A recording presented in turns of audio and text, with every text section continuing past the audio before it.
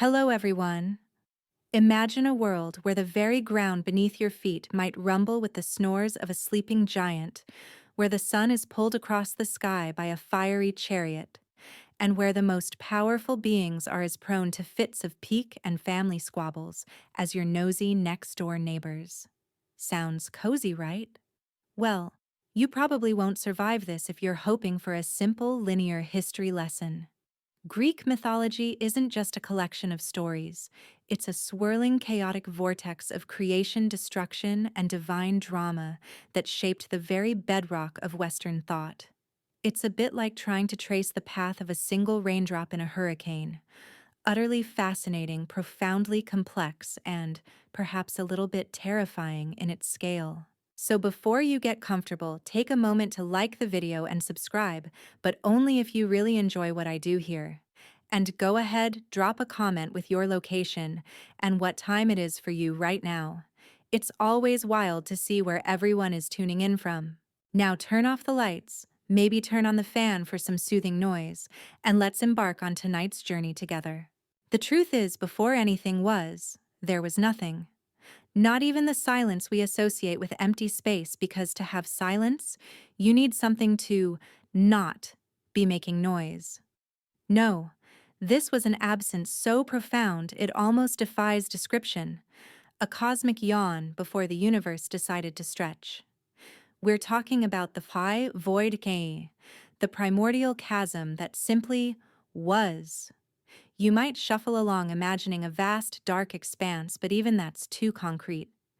It was more like the cosmic equivalent of hitting refresh on a blank browser page, but before the internet even existed. No light, no sound, no up, no down, just void. And then from this incomprehensible nothingness, something began to stir. Not with a bang, not with a whisper, but with an inherent becoming.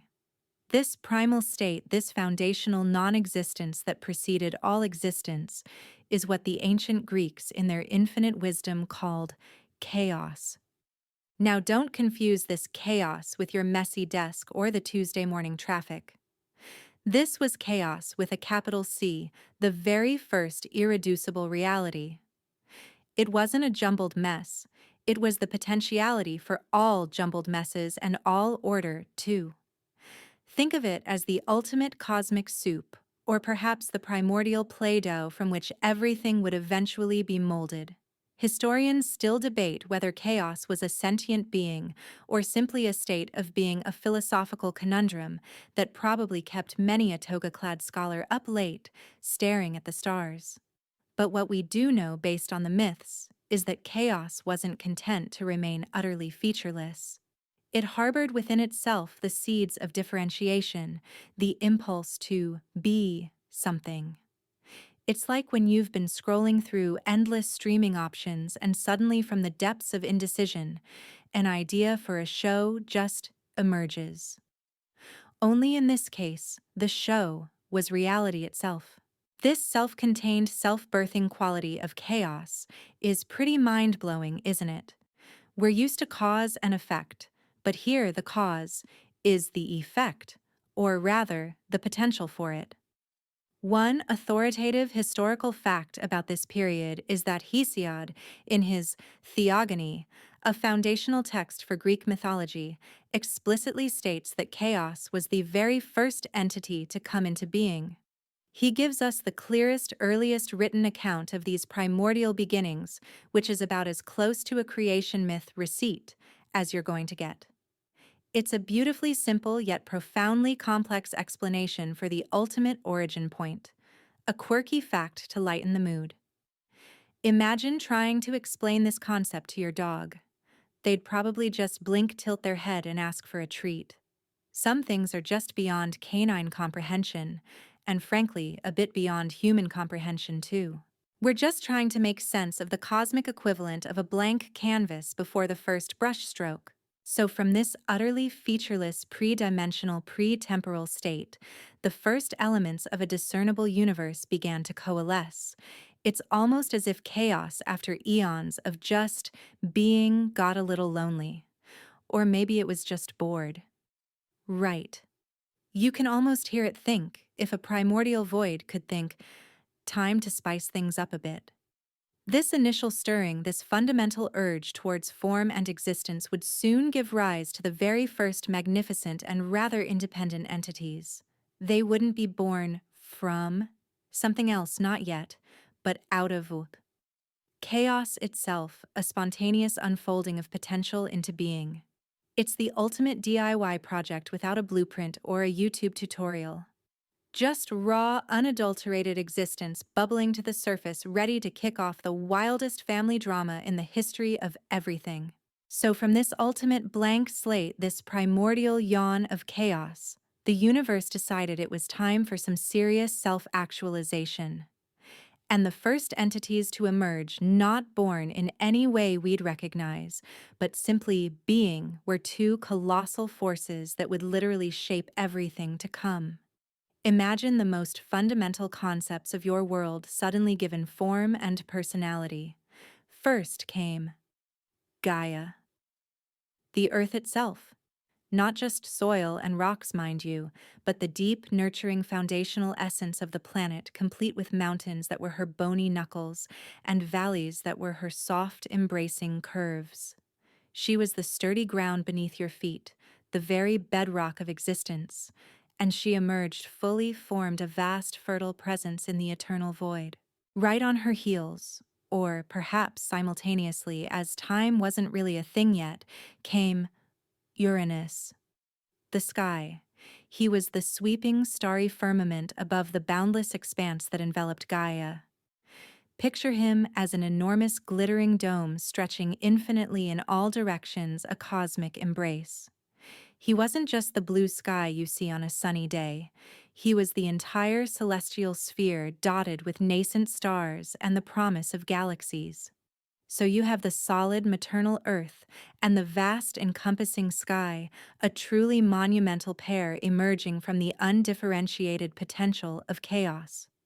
It's like the universe suddenly decided to define its core dimensions down below and up above.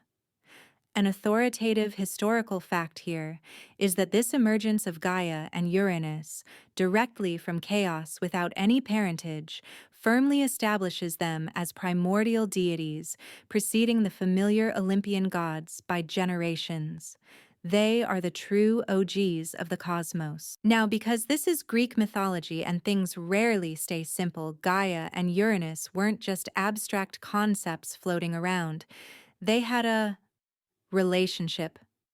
A very close one, in fact, considering Uranus perpetually lay upon Gaia, enveloping her completely. It's a bit like a cosmic blanket, but one that's also your husband. A quirky fact. This intimate, all-encompassing union is often interpreted as the very first act of creation through procreation, in the myths setting a rather incestuous precedent for future generations of gods. You can almost hear Gaia thinking, "Honey, could you just scooch over a bit? I can't breathe." But from this rather suffocating embrace, the first generation of truly defined beings would be born, kicking off the divine family saga. Their union was incredibly fruitful, almost comically so. Gaia, ever the fertile mother, brought forth a multitude of children from her constant connection with Uranus. These weren't just any kids. They were massive, powerful, and utterly unique beings, each embodying aspects of the nascent world. And this is where the Greek myth of creation starts to veer wildly from your Sunday school lessons. There's no benevolent singular creator here. It's more like a cosmic force of nature deciding to have a truly sprawling and frankly quite weird family. Historians still debate whether these early myths reflect an older, more animistic belief system where natural phenomena were literally deified, or if they were always understood as metaphorical narratives. Either way, you're looking at the ultimate family tree pruned with a cosmic sickle, as you'll soon find out. This chaotic and incredibly fertile beginning set the stage for all the drama, power struggles, and bizarre happenings that would define the entire mythological world. It was messy, it was grand, and it was just getting started. With Gaia Earth and Uranus Sky locked in their perpetual intimate embrace, the cosmic nursery was officially open for business. And boy, did they get busy. Their firstborn children were a truly impressive and often terrifying brood. Imagine your family photo album, but instead of slightly awkward holiday snaps, it's filled with beings of immense power and unsettling visages. First came the 12 Titans. These weren't your average siblings. They were colossal primordial deities, each embodying a fundamental aspect of the cosmos. Think of them as the first generation of true gods, before the more famous Olympians even had a twinkle in their grandfather's eyes. There were 6 male titans: Oceanus, the encircling river; Caius, intellect, foresight; Crius, constellations; Hyperion, light; Iapetus, mortality, craftsmanship; and of course, Cronus, time, harvest, and eventually supreme power; and 6 female titanesses: Thea, sight, precious metals; Rhea, motherhood, fertility; Themis, divine law, order; Mnemosyne, memory; Phoebe, bright intellect, prophecy; and Tethys, nursing fresh water.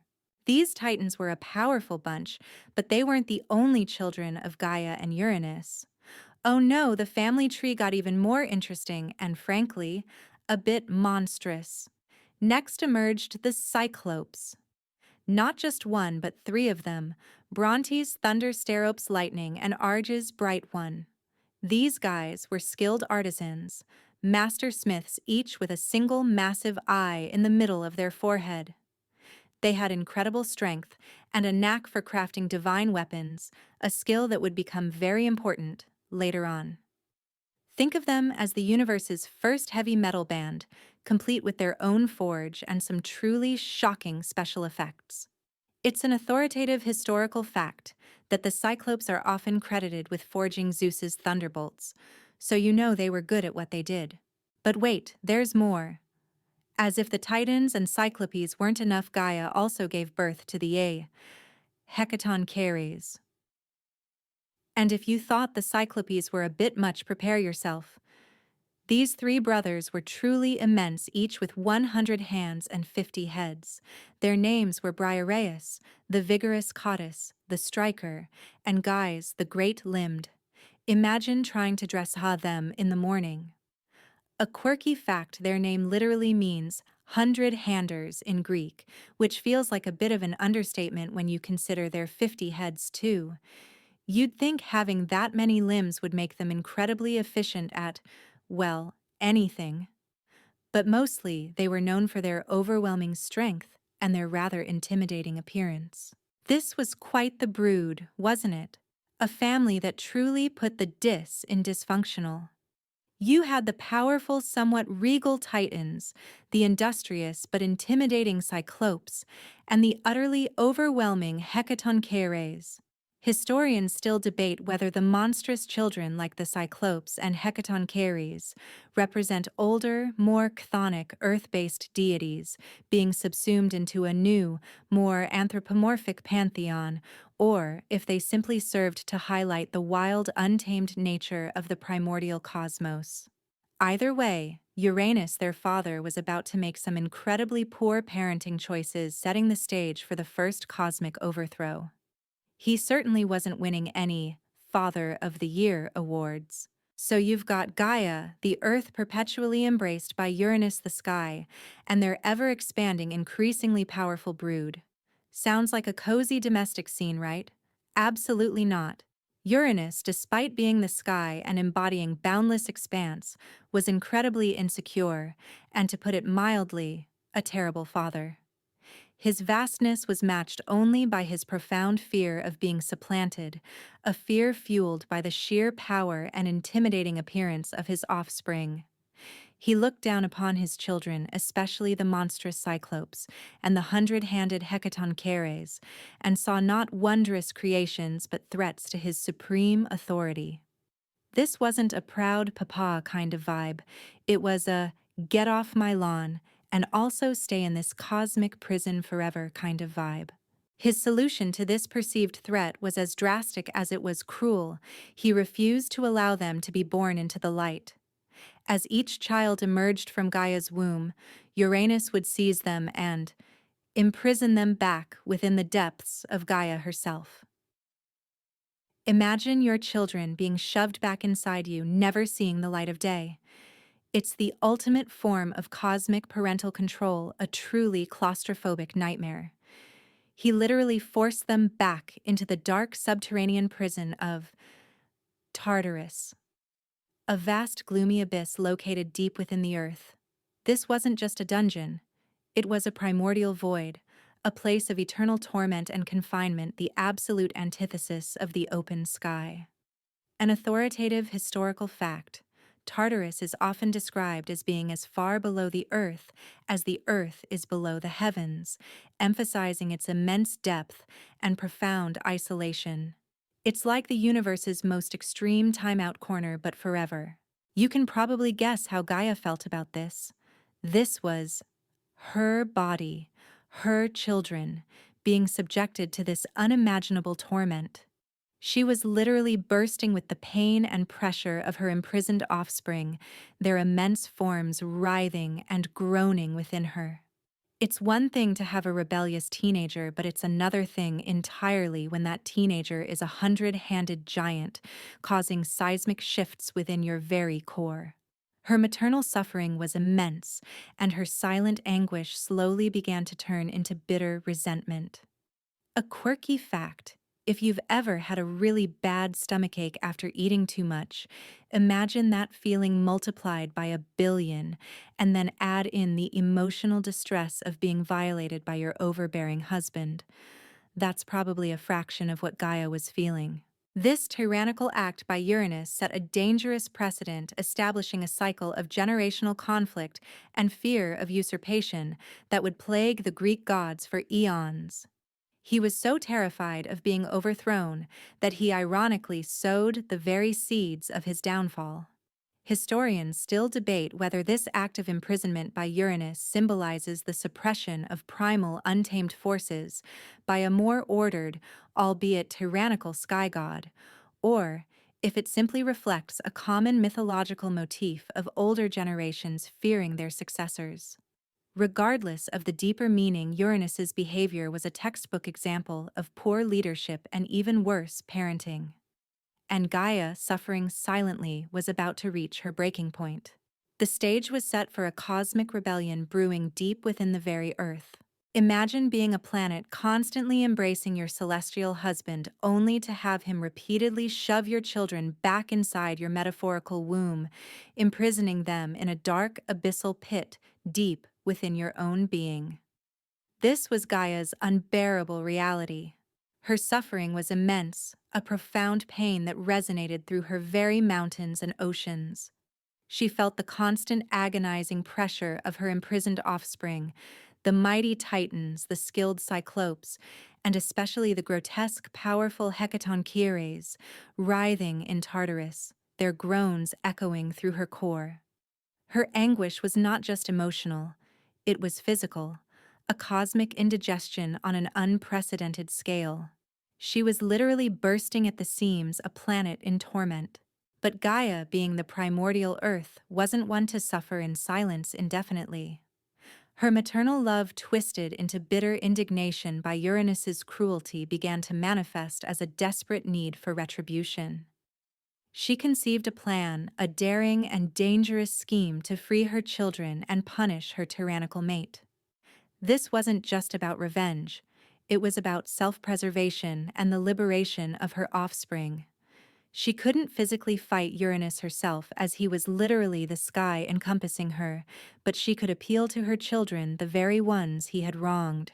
An authoritative historical fact, Gaia is consistently portrayed as the ultimate mother figure in Greek mythology, and her deep connection to her children, even the monstrous ones, is a recurring theme that drives many of the early myths. So Gaia summoned her imprisoned children, or at least those who could hear her anguished whispers from the depths of Tartarus. She appealed to their pride, their sense of injustice, and their desperate longing for freedom. She spoke of the unbearable humiliation they endured, trapped in the darkness while their father reigned supreme in the light. She pleaded for someone, anyone, to rise up and strike against their oppressor. It was a desperate plea, a mother begging her sons to avenge her pain and their own. However, many of the Titans, despite their immense power, hesitated. Uranus was their father, and the act Gaia proposed was unthinkable, a primal sin against patriarchal authority. They were powerful, yes, but also cautious, perhaps even a bit cowardly when faced with such a monumental task. But there was one among them, the youngest of the male Titans, who listened intently to his mother's lament and felt a stirring of ambition and a thirst for power. Cronus. He was the Titan of time harvest and, crucially, of rebellious resolve. He had been biding his time, growing in power and perhaps quietly resenting his father's oppressive embrace. A quirky fact about Cronus: despite being associated with time, he seems to have had very little patience for his father's shenanigans.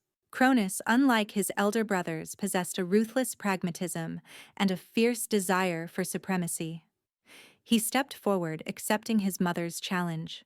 Gaia, in her foresight or perhaps desperation, had prepared for this moment. She fashioned a formidable weapon, a magnificent razor-sharp adamantine sickle. This wasn't some rusty garden tool. This was a weapon forged from the hardest, most unyielding substance in the cosmos, designed for a singular, brutal purpose. Historians still debate the symbolic significance of the sickle, whether it represents the cutting of ties, the severing of natural cycles, or simply a convenient tool for a very specific kind of castration. Regardless, it was the instrument of fate. With Cronus holding the formidable sickle and Gaia's painful plea echoing in his ears, the stage was set for the first great act of cosmic rebellion, an Oedipal drama played out on a grand, terrifying scale. So Gaia, literally bursting with the pain of her imprisoned children, had found her champion in Cronus, her youngest and most ambitious son. With the fearsome adamantine sickle in hand, Cronus prepared for the ultimate act of filial rebellion. Imagine the scene: Uranus, the sky, still wrapped around Gaia, blissfully unaware of the cosmic drama unfolding beneath his starry expanse. He was likely absorbed in his own infinite thoughts, perhaps admiring the newly formed nebulae, or just generally being a self-absorbed celestial being. This was the moment for the son to overthrow the father, a pattern that would rather disturbingly repeat itself in the divine family tree. Cronus, cunning and ruthless, lay in wait, hidden within the folds of his mother Gaia. This wasn't a fair fight, but then tyrannical rule rarely elicits fair responses. When Uranus next approached Gaia, to couple extending his vast starry form over her, Cronus sprang from his hiding place.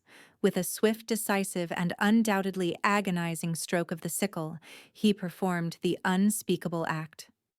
He castrated his father, Uranus.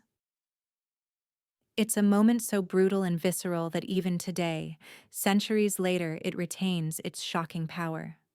An authoritative historical fact: this act of castration is one of the most pivotal and frequently referenced events in Greek mythology, directly leading to the birth of new deities and the establishment of a new cosmic order. It's the ultimate mic drop, but with a lot more, well, you know. The cosmic impact of this act was immense and immediate. As Uranus recoiled in pain, his divine blood, or ichor, as it's called for gods, splattered across the vastness of Gaia. This wasn't just gore, it was divine essence pregnant with potential. From the drops of blood that fell upon the fertile earth, new terrifying beings sprang forth. These were the Erinyes, also known as the Furies. Picture them: terrifying goddesses of vengeance with snaky hair and whips, born to pursue and punish those who commit heinous crimes, especially those against family. If you thought family dinners were awkward, imagine being a god whose relatives were born directly from paternal mutilation.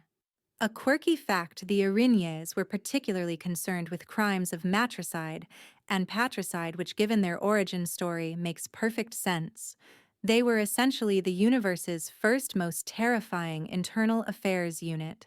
But the most famous and perhaps most beautiful byproduct of this brutal act emerged from the severed genitals themselves. As Uranus's organs fell into the sea, they churned and foamed upon the waves, and from this pristine, foamy sea spume, fully formed and radiant rose Aphrodite, the goddess of love, beauty, pleasure, and procreation. Imagine the ultimate glow-up from the most unlikely and gruesome source. She literally emerged from the detritus of cosmic violence, a stark and fascinating contrast. Historians still debate the symbolism of Aphrodite's birth from such a violent act, whether it highlights the inherent link between creation and destruction or the transformative power of primal forces. Regardless, her birth marked a stunning arrival, bringing a new kind of power, that of irresistible allure, into the burgeoning pantheon. The world had gone from nothing to chaos to earth and sky, and now, through a truly savage act, it gained vengeance and paradoxically love itself. The cosmic saga was getting wilder by the minute. With Uranus screaming into the void, his reign abruptly ended by the very sun he sought to contain, the path was cleared for the new cosmic order. And at the top of this new order sat Cronus, the Titan who dared to wield the sickle. His victory wasn't just a coup. It was the dawn of an entirely new era, one that the myths often describe as the Golden Age. Imagine a time when life was simpler, easier, and perhaps a little bit more innocent. Under Cronus's rule, the world enjoyed a period of peace, prosperity, and effortless abundance. Mortals who were just starting to appear on the cosmic stage lived without toil or sorrow. The earth spontaneously yielded its fruits, rivers flowed with milk and honey, and illness was unknown. People lived long, joyful lives, eventually passing away peacefully in their sleep, as if drifting off into a pleasant dream. This was a time before the concept of work even existed, before currency, before arguments over whose turn it was to do the dishes. It was paradise, or at least the closest thing to it that the turbulent Greek mythological universe would ever experience. Cronus, having overthrown his tyrannical father, initially seemed to embody a more benevolent form of leadership. He presided over this era of natural harmony, a stark contrast to Uranus's oppressive rule. An authoritative historical fact. The concept of the Golden Age ruled by Cronus is a recurring theme in ancient Greek literature, often used as a nostalgic benchmark against which later, more difficult eras were measured. It's like looking back at your childhood and thinking, simpler times before I had to pay taxes. Cronus wasn't ruling alone, of course. His Titan siblings, now freed from Uranus's perpetual embrace, formed his court. His sister, Rhea, became his consort, and together they represented the new dominant power couple of the cosmos. Rhea, a goddess of fertility, motherhood, and the wild mountains, would play a crucial role in the upcoming drama, much like her mother Gaia before her. The Titan hierarchy was established with Cronus as the undisputed king, enjoying the fruits of his audacious rebellion. A quirky fact about the Golden Age: imagine never having to worry about a Monday morning. Every day was essentially a weekend, and the universe provided everything you needed. It sounds absolutely dreamy, almost too good to be true, and of course it was. Because while this era might have been golden for everyone else, Cronus himself carried a deep-seated anxiety. He had committed a truly monumental act of patricide, and the echoes of Uranus's pain, combined with a chilling prophecy, would begin to gnaw at his newfound peace. Historians still debate whether the portrayal of the Golden Age as a time under Cronus's rule serves as a cautionary tale about the fleeting nature of perfection, or if it represents an idealized past that never truly existed but served as a moral compass for later societies. Whatever its deeper meaning, the calm before the storm was beautiful but fragile. Cronus, despite his current glory, was about to discover that the cycle of generational conflict he initiated was far from over. The apple, or perhaps the sickle, doesn't fall far from the tree after all. His fear of repeating his father's fate would soon lead him down a very similar, very dark path. The Golden Age under Cronus was truly a period of peace and plenty, a cosmic utopia, where the earth gave forth its bounty effortlessly. But even in paradise, paranoia can take root, especially when you've just overthrown your father in a rather brutal fashion. Cronus, despite his supreme power, was haunted by a terrifying specter, the very prophecy that had sealed his father Uranus's doom. Uranus, in his dying throes, or perhaps as a curse from the depths of Tartarus, had foretold that Cronus too would be overthrown by one of his own children. Imagine sitting on your shiny new cosmic throne, enjoying all the milk and honey, but with this chilling whisper constantly echoing in your mind. It's like winning the lottery, only to be told you'll lose it all if your kids ever learn to count. This prophecy was a deeply unsettling mirror reflecting his own actions. He had risen to power by defying his father, and now the universe seemed to be telling him that history was destined to repeat itself. This fear, this agonizing dread of usurpation began to consume him. He became deeply, tragically paranoid, convinced that every child born to him and Rhea was a potential threat, a miniature saboteur waiting to steal his throne. An authoritative historical fact, the cyclical nature of power struggles and the fear of being overthrown by one's offspring is a pervasive theme in many ancient mythologies, highlighting universal anxieties about succession and authority. The Greeks just spiced it up with divine cannibalism. So, in a desperate and truly horrific attempt to circumvent fate, Cronus devised a monstrous plan. As each child was born to him and Rhea, he would immediately and without hesitation swallow them whole. Imagine Rhea giving birth with the joy and pain of any new mother, only for her colossal husband to promptly gulp down their newborn fresh from the womb. It's the ultimate form of cosmic child support. No child, no problem. The first 5 children of Cronus and Rhea met this gruesome fate: Hestia, Demeter, Hera, Hades, and Poseidon. These were powerful elemental deities swallowed before they could even utter their first divine burp. A quirky fact: this act of devouring his children is often depicted in ancient art, and it's about as disturbing as you'd imagine, often showing a wide-mouthed Cronus with a baby disappearing down his throat.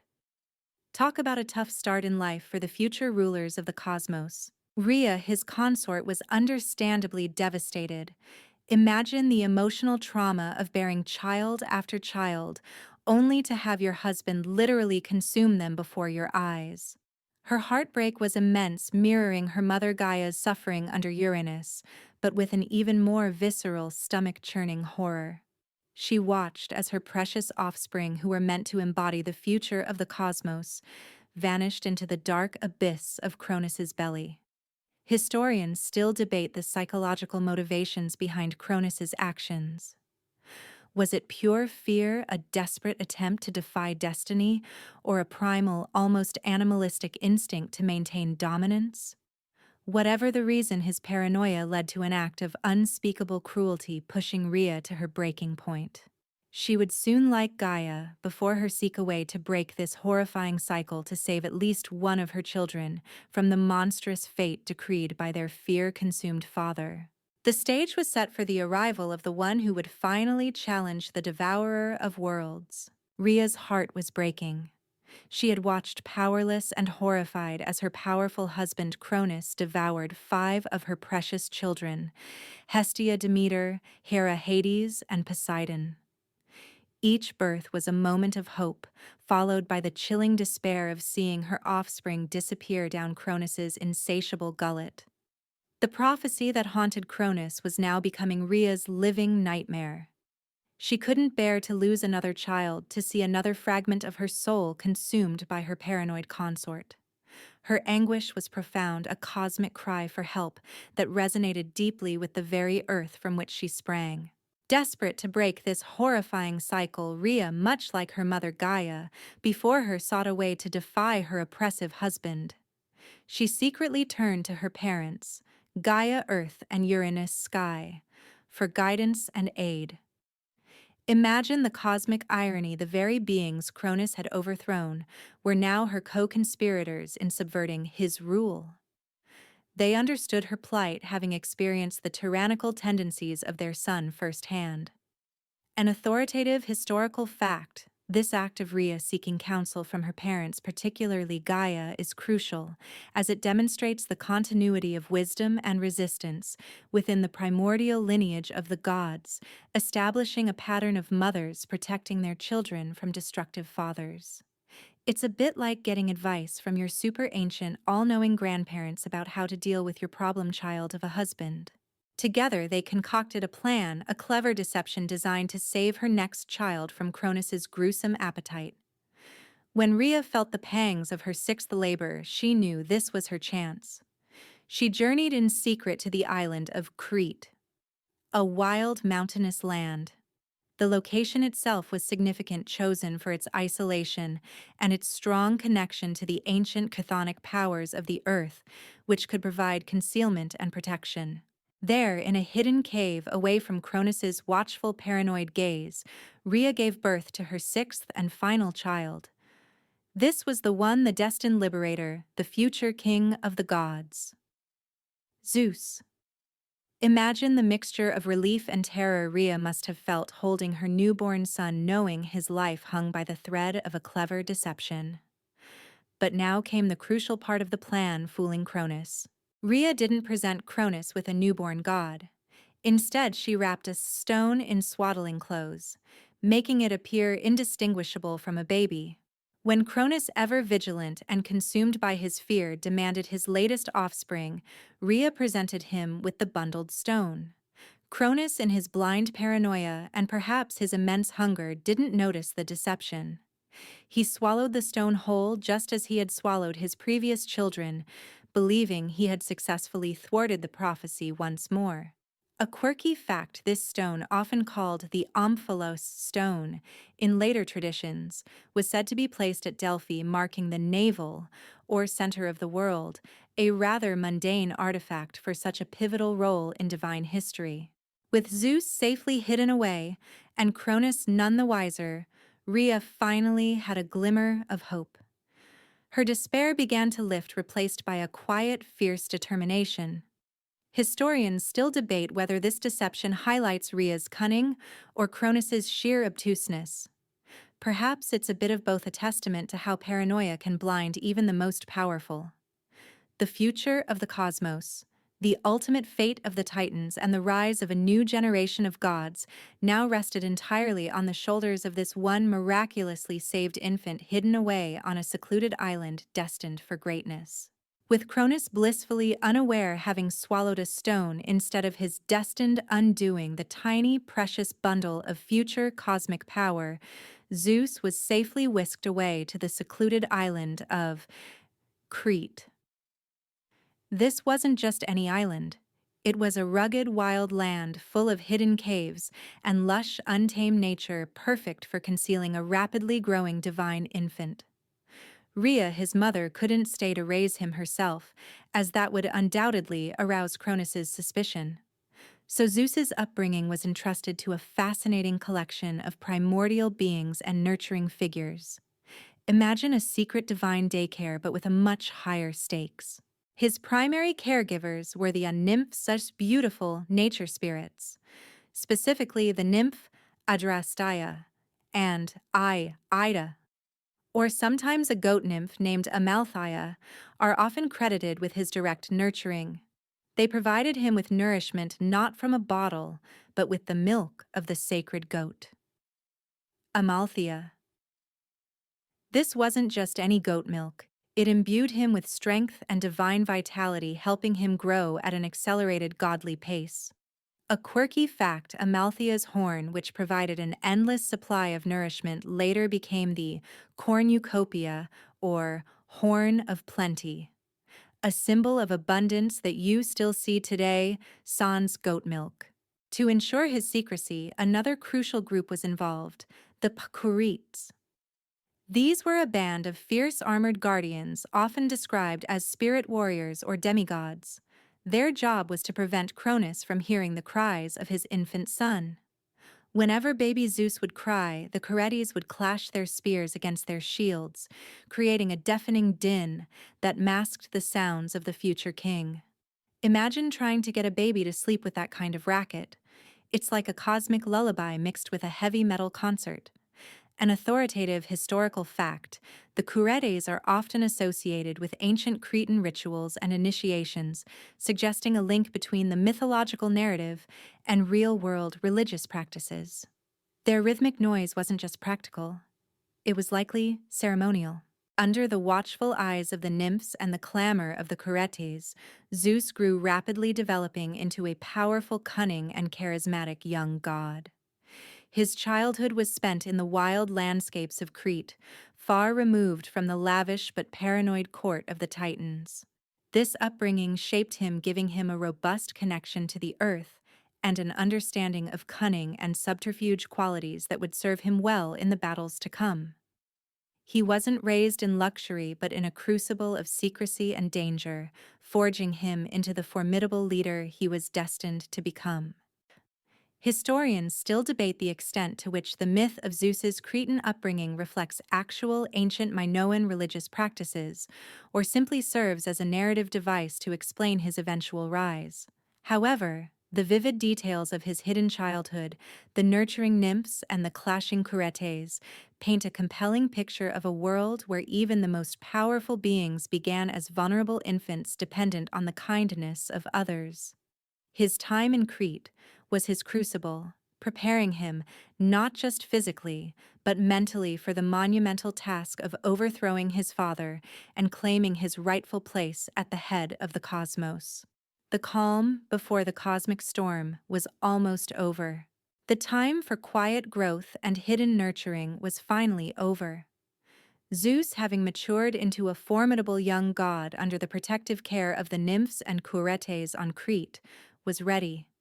He had heard the stories of his devoured siblings, the painful tales of his mother Rhea's anguish, and the tyranny of his father Cronus. The prophecy of usurpation which Cronus had desperately tried to avert was now poised to fulfill itself. This wasn't just a coming-of-age story. It was the ultimate family feud, a cosmic civil war known as the Titanomachy. Zeus's first order of business was to free his elder siblings from the suffocating confines of Cronus's stomach. But how do you get 6 fully grown gods out of a Titan's digestive system with the cunning he'd learned in his hidden youth and some divine assistance? There are various accounts of how this happened. Some say Zeus disguised himself and became Cronus's cupbearer, then administered a powerful emetic perhaps provided by his grandmother Gaia, or the Titaness Metis, who was also confusingly an early consort of Zeus. Another version suggests Gaia simply helped him find the right herbs. Regardless of the exact method, the result was spectacularly messy. Cronus, violently ill, began to regurgitate his swallowed children one by one. Imagine the scene. First came the stone he had swallowed in place of Zeus, likely covered in unpleasant divine gastric juices. Then out popped Hestia, Demeter, Hera, Hades, and Poseidon in the reverse order of their consumption. These were not infants. They were fully grown, powerful deities having been trapped in a timeless, horrifying limbo within their father. They were perhaps a bit disoriented, definitely angry, and absolutely ready for payback. An authoritative historical fact, the expulsion of Zeus's siblings from Cronus's stomach, is a core narrative element essential for gathering the future Olympian pantheon and establishing their collective grievance against their father. It's like a really gross yet ultimately triumphant family reunion. The stage was now set for the most epic conflict the cosmos had ever seen. On one side stood Cronus and the majority of the Titans, powerful ancient beings who had ruled since the overthrow of Uranus. On the other side stood Zeus, His newly freed and deeply resentful siblings, Hestia, Demeter, Hera, Hades, Poseidon, and a few key allies he was about to recruit. This was a war of generations, a struggle for ultimate cosmic supremacy that would decide the fate of the entire universe. No more stealth, no more hidden caves. It was time for open war. The battle lines were drawn. The air crackled with anticipation not just for mortals, but for the entire fabric of reality. This wasn't going to be a quick skirmish. It would be a prolonged, brutal struggle that would shake the foundations of existence. A quirky fact: if you thought your family's squabbles over the remote were intense, imagine fighting for control of the entire universe. It really puts things into perspective, doesn't it? Historians still debate whether the Titanomachy reflects a societal shift from older chthonic deities to a new, more anthropomorphic Olympian order, or if it simply emphasizes the cyclical nature of power and rebellion in ancient Greek thought. Either way, the war was about to begin and the heavens would tremble. With Zeus's siblings finally out of Cronus's very uncomfortable belly, the cosmic chessboard was set. This wasn't going to be a polite debate over divine policy. This was an all-out, no-holds-barred war for the ultimate prize control of the universe. The two main factions quickly solidified. On one side stood the reigning powers, Cronus, and the majority of the Titans. Think of them as the old guard, deeply entrenched, powerful, and clinging to their established order. These included Titans like Atlas, Mnemosyne, Iapetus, Coeus, Crius, and Hyperion, formidable beings who represented fundamental aspects of the cosmos. Their power was immense, their understanding of the ancient ways profound. On the opposing side, coalescing under the audacious leadership of Zeus, were his newly liberated siblings, the dignified Hestia, the nurturing Demeter, the powerful and often jealous Hera, the brooding Hades, and the mighty Poseidon. These were the future Olympians, a younger, more dynamic generation fueled by resentment for their father's tyranny and a burning desire to establish a new order. But even with their combined might, the Olympians knew they needed more. They were powerful, but the Titans were many and ancient. This is where Zeus's cunning and his grandmother Gaia's wisdom truly came into play. Gaia, remembering Uranus's cruelty and feeling the continued suffering of her most monstrous children, advised Zeus to seek out the beings his father Uranus had imprisoned in Tartarus, and whom Cronus had left there, the Cyclopes and the Hecatonchires. An authoritative historical fact: the alliance between Zeus and these primordial beings is absolutely critical to the Olympian victory, highlighting that even the most terrifying or overlooked powers can be decisive in conflict. It's a bit like a medieval king realizing the best warriors are actually the ones locked in his own dungeons. Zeus, showing his strategic brilliance, descended into the dark, gloomy depths of Tartarus.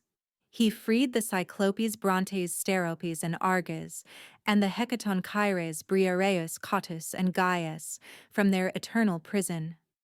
These beings, filled with gratitude for their liberation and immense fury at their captors, Uranus and Cronus, immediately swore allegiance to Zeus, and they didn't come empty-handed. The Cyclopes, being master smiths, forged powerful weapons for the Olympians, for Zeus, the fearsome thunderbolts. That would become his signature weapon. For Poseidon, the mighty trident that could shake the earth and sea. And for Hades, the terrifying helm of darkness, which granted invisibility. A quirky fact: imagine trying to explain weapon manufacturing to someone without hands. These guys were so good they could probably forge a battleship with their feet if they had to. With these new formidable allies and their devastating weapons, the odds began to shift. The Hecatonchires, with their 100 hands and 50 heads, were not just powerful. They were a psychological weapon, their sheer monstrousness and overwhelming strength a terrifying sight for the Titans. Historians still debate whether the portrayal of these alliances reflects the merging of different cultural mythologies or simply emphasizes the necessity of diverse strengths in overcoming tyranny. Regardless, the stage was now truly set. The war of generations, the clash between the old order and the new, was about to erupt in a cataclysm of divine power. The heavens and the earth would tremble as gods and titans fought for supremacy. With the mighty Cyclopes forging their celestial weapons, and the 100-handers flexing their immense power, the stage was finally set for the Titanomachy. This wasn't a mere skirmish. It was a cataclysmic 10-year-long war that shook the very foundations of the cosmos. Imagine every natural disaster you've ever witnessed magnified a millionfold, then add in gods, throwing mountains and titans hurling planets. It was less a war, and more a chaotic universe-shattering brawl. The battle raged across the nascent cosmos. The Titans, powerful and ancient, fought with the raw, untamed force of primordial nature. They ripped up mountains, hurled vast boulders, and unleashed the fundamental energies they embodied.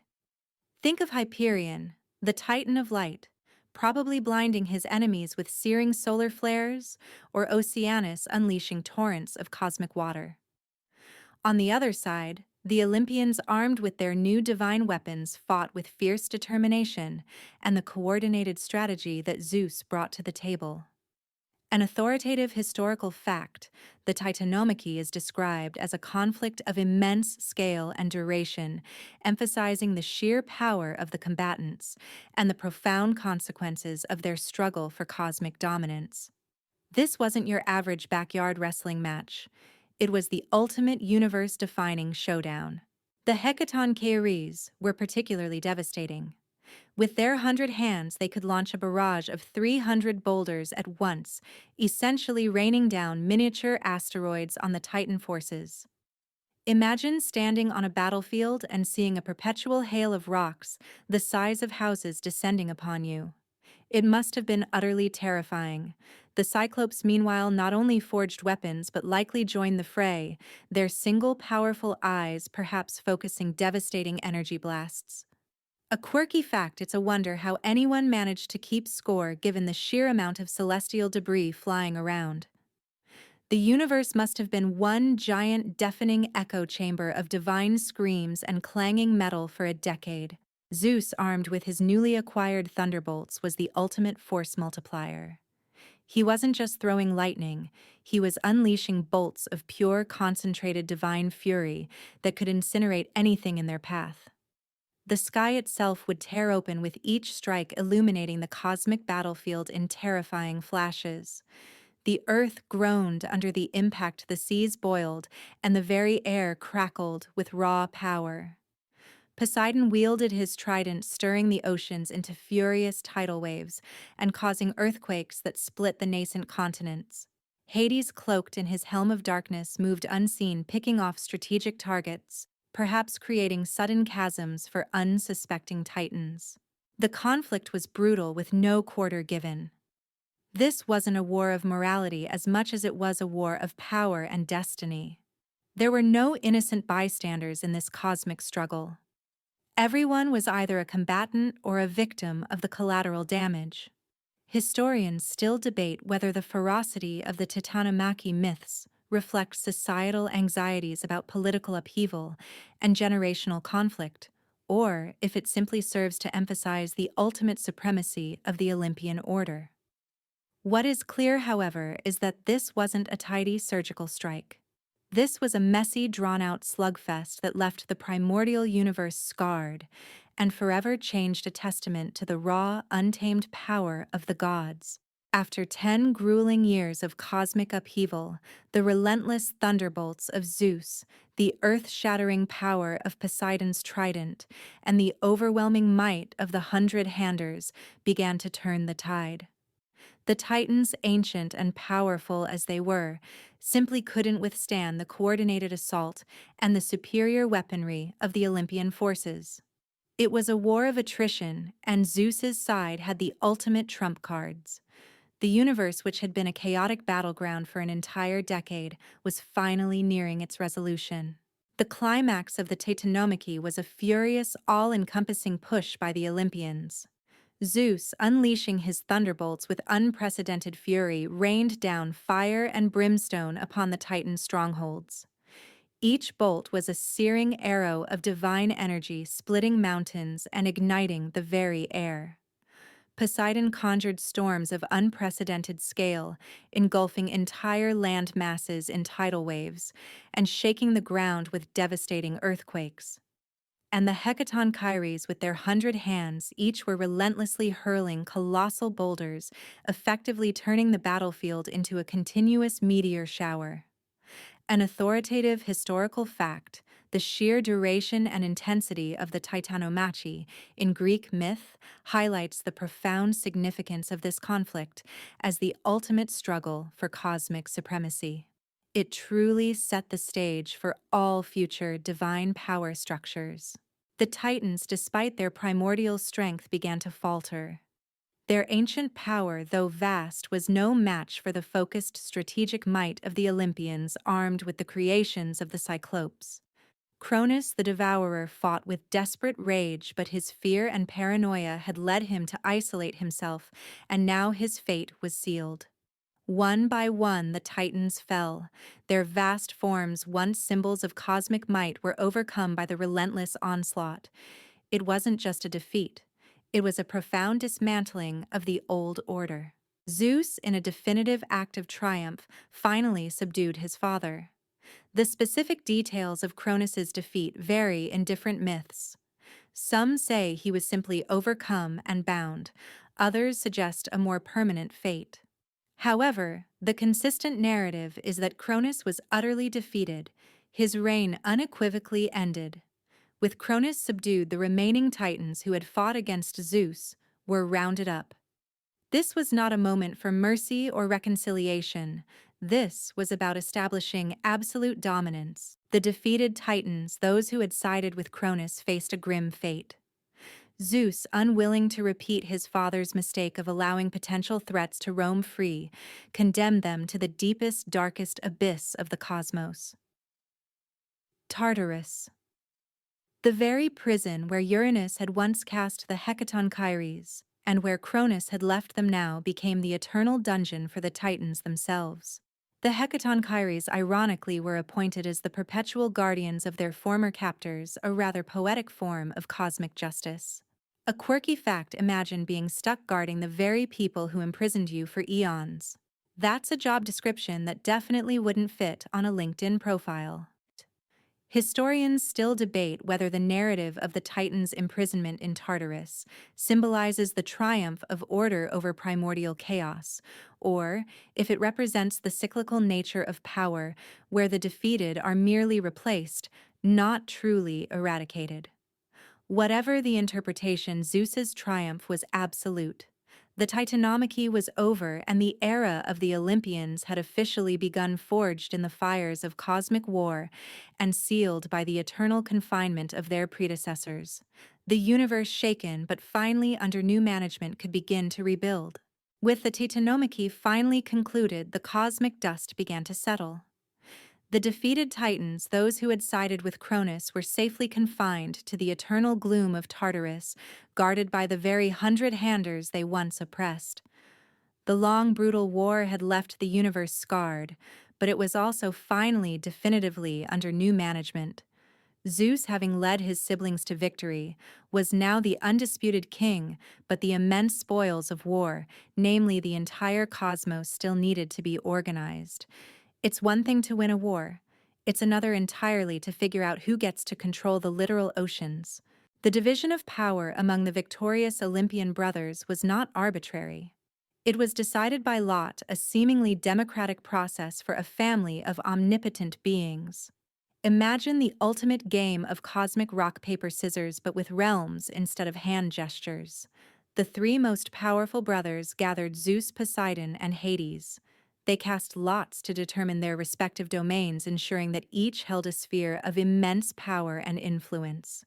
An authoritative historical fact: This division of realms by lot among Zeus, Poseidon, and Hades is a fundamental narrative in establishing the tripartite structure of the Greek cosmos, symbolizing their distinct yet interconnected authorities. Zeus drew the lot for the one sky and the heavens. This was the ultimate prize, granting him dominion over the weather, the clouds, the thunder, and the very air. He became the undisputed king of the gods, the paramount ruler presiding from his lofty throne on Mount Olympus. His authority was supreme, and he became the ultimate arbiter of divine and mortal affairs, holding the mighty thunderbolt as his symbol of power. Imagine being in charge of all the weather reports, but also all the divine judgments. That's a lot of pressure even for a god. Poseidon drew the lot for the Haas, seas and oceans. This made him the ruler of all aquatic realms, from the vastest depths to the smallest streams.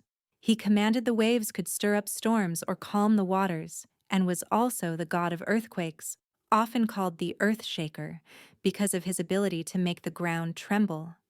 His trident, forged by the Cyclopes, became his iconic emblem, capable of splitting rocks and raising islands. He also held sway over horses, a quirky fact given his watery domain, but then divine logic isn't always linear. And finally, the often misunderstood Ichtka, Hadesau, drew the lot for the underworld. This wasn't necessarily a bad draw, but it certainly cast him as the most somber and feared of the brothers. He became the ruler of the dead, presiding over the vast shadowy realms where souls went after life. While often conflated with evil, Hades was not inherently malicious. He simply governed the inevitable destination of all mortals. His realm was rich in precious metals and gems as they came from beneath the earth, which is a surprisingly opulent detail for the king of the dead. Historians still debate whether Hades's association with the underworld reflects ancient Greek anxieties about death and the unknown, or if it simply establishes a necessary balance in the cosmic order, ensuring a ruler for every essential domain. With these fundamental divisions established, a new balance was struck. The cosmos now had its primary rulers, their spheres of influence clearly defined. The chaotic battles of the past were replaced by a fragile but functional order. The Olympian era had truly begun with Zeus at its head, and a new pantheon ready to shape the destinies of gods and mortals alike. The post-war reconstruction, however, wasn't quite finished, as the universe still had a few monstrous surprises up its sleeve. The ink on the cosmic peace treaty, or rather the divine lots, was barely dry. Zeus, Poseidon, and Hades had carved up the universe, and the rest of the Olympian siblings were settling into their new roles on Mount Olympus. You'd think after a decade of brutal war against the Titans, everyone would be ready for a nice, long, peaceful nap. But alas, in Greek mythology, peace is usually just the brief interlude between epic battles. Just when the new order felt secure, a fresh, formidable challenge erupted, proving that Gaia, the Earth, wasn't quite done reacting to the indignities heaped upon her by her offspring. This next colossal conflict was known as the Gigantomachy, the War of the Giants. These giants, or gigantes, were not just big. They were another monstrous brood born directly from Gaia. Their specific origin varies slightly in different myths, but a popular account states they sprang from the blood of Uranus when Cronus castrated him. So in a way, they were half-brothers to the Titans and uncles to the Olympians. Talk about a complicated family reunion. These giants were immense, often depicted as having snake-like legs and wild, shaggy hair. They were born with immense strength and a singular purpose to avenge the Titans and challenge the supremacy of the Olympians. Imagine the ultimate angry mob, but each member is the size of a mountain and spoiling for a fight. Gaia, still smarting from the imprisonment of her Titan children in Tartarus, felt their suffering deeply. She saw the Olympians as new tyrants no better than Uranus or Cronus, simply replacing one oppressive regime with another. So she stirred up her latest, most formidable offspring, urging them to rise up and reclaim the Earth's surface from the newly established Olympian gods. This wasn't just a rebellion, it was an existential threat to the very foundations of Olympian rule. An authoritative historical fact, the gigantomachy is frequently depicted in ancient Greek art and literature, often symbolizing the triumph of order, the Olympians, over chaos and barbaric forces, the giants. The giants launched their assault not with strategy, but with raw, destructive power. They began by tearing up mountains, piling them one on top of another to form ladders, attempting to scale Mount Olympus itself, the sacred home of the gods. You can imagine the divine alarm bells ringing across the peak. Suddenly, the serene marble halls were under attack by creatures made of earth and fury, throwing rocks and bellowing challenges. A quirky fact, this image of giants piling mountains to reach the heavens is the mythological origin of the phrase piling Ossa on Pelion, used to describe an impossible or Herculean task. The Olympians, initially perhaps a little complacent after their victory over the Titans, found themselves in a desperate struggle. Each giant was incredibly powerful, immune to the gods' conventional weapons, as long as they remained on their home turf, meaning they drew strength from contact with Gaia. This war was fiercer, more chaotic, and perhaps even more personal than the Titanomachy. It was a direct assault on their newly won sovereignty, forcing them to fight for their very existence on Olympus. Historians still debate whether the gigantomachy represents a conflict between indigenous Earth-based cults and the incoming sky god worshippers, or if it simply serves as another epic narrative showcasing the Olympians' inherent power and right to rule. Regardless, the gods realized they needed more than just their divine power to win this war. They needed a specific kind of help, a mortal touch. The gigantomachy was raging a brutal, earth-shaking conflict that threatened to topple the freshly established Olympian order. The giants, massive and relentless, were proving to be formidable foes, tearing up the very landscape and hurling mountains at the gods. The Olympians, for all their divine power and newly forged weapons, found themselves in a precarious position. The reason, a chilling prophecy delivered by the Fates, those mysterious weavers of destiny, declared that the giants could only be defeated if a fleischer mortal fought alongside the gods. Imagine being an all-powerful deity and realizing you need a mere human to win your cosmic war. Talk about a blow to the divine ego. This prophecy was an authoritative historical fact deeply embedded in the gigantomachy narrative, highlighting the unique and often paradoxical role of mortals in divine affairs. This divine revelation meant the Olympians couldn't win this war on their own. They needed mortal intervention, a touch of humanity to seal their victory. But not just any mortal. They needed a hero of extraordinary strength and courage, someone who could stand shoulder to shoulder with gods and yet remain undeniably human. And as luck, or rather destiny, would have it, such a hero was already on the horizon: Heracles.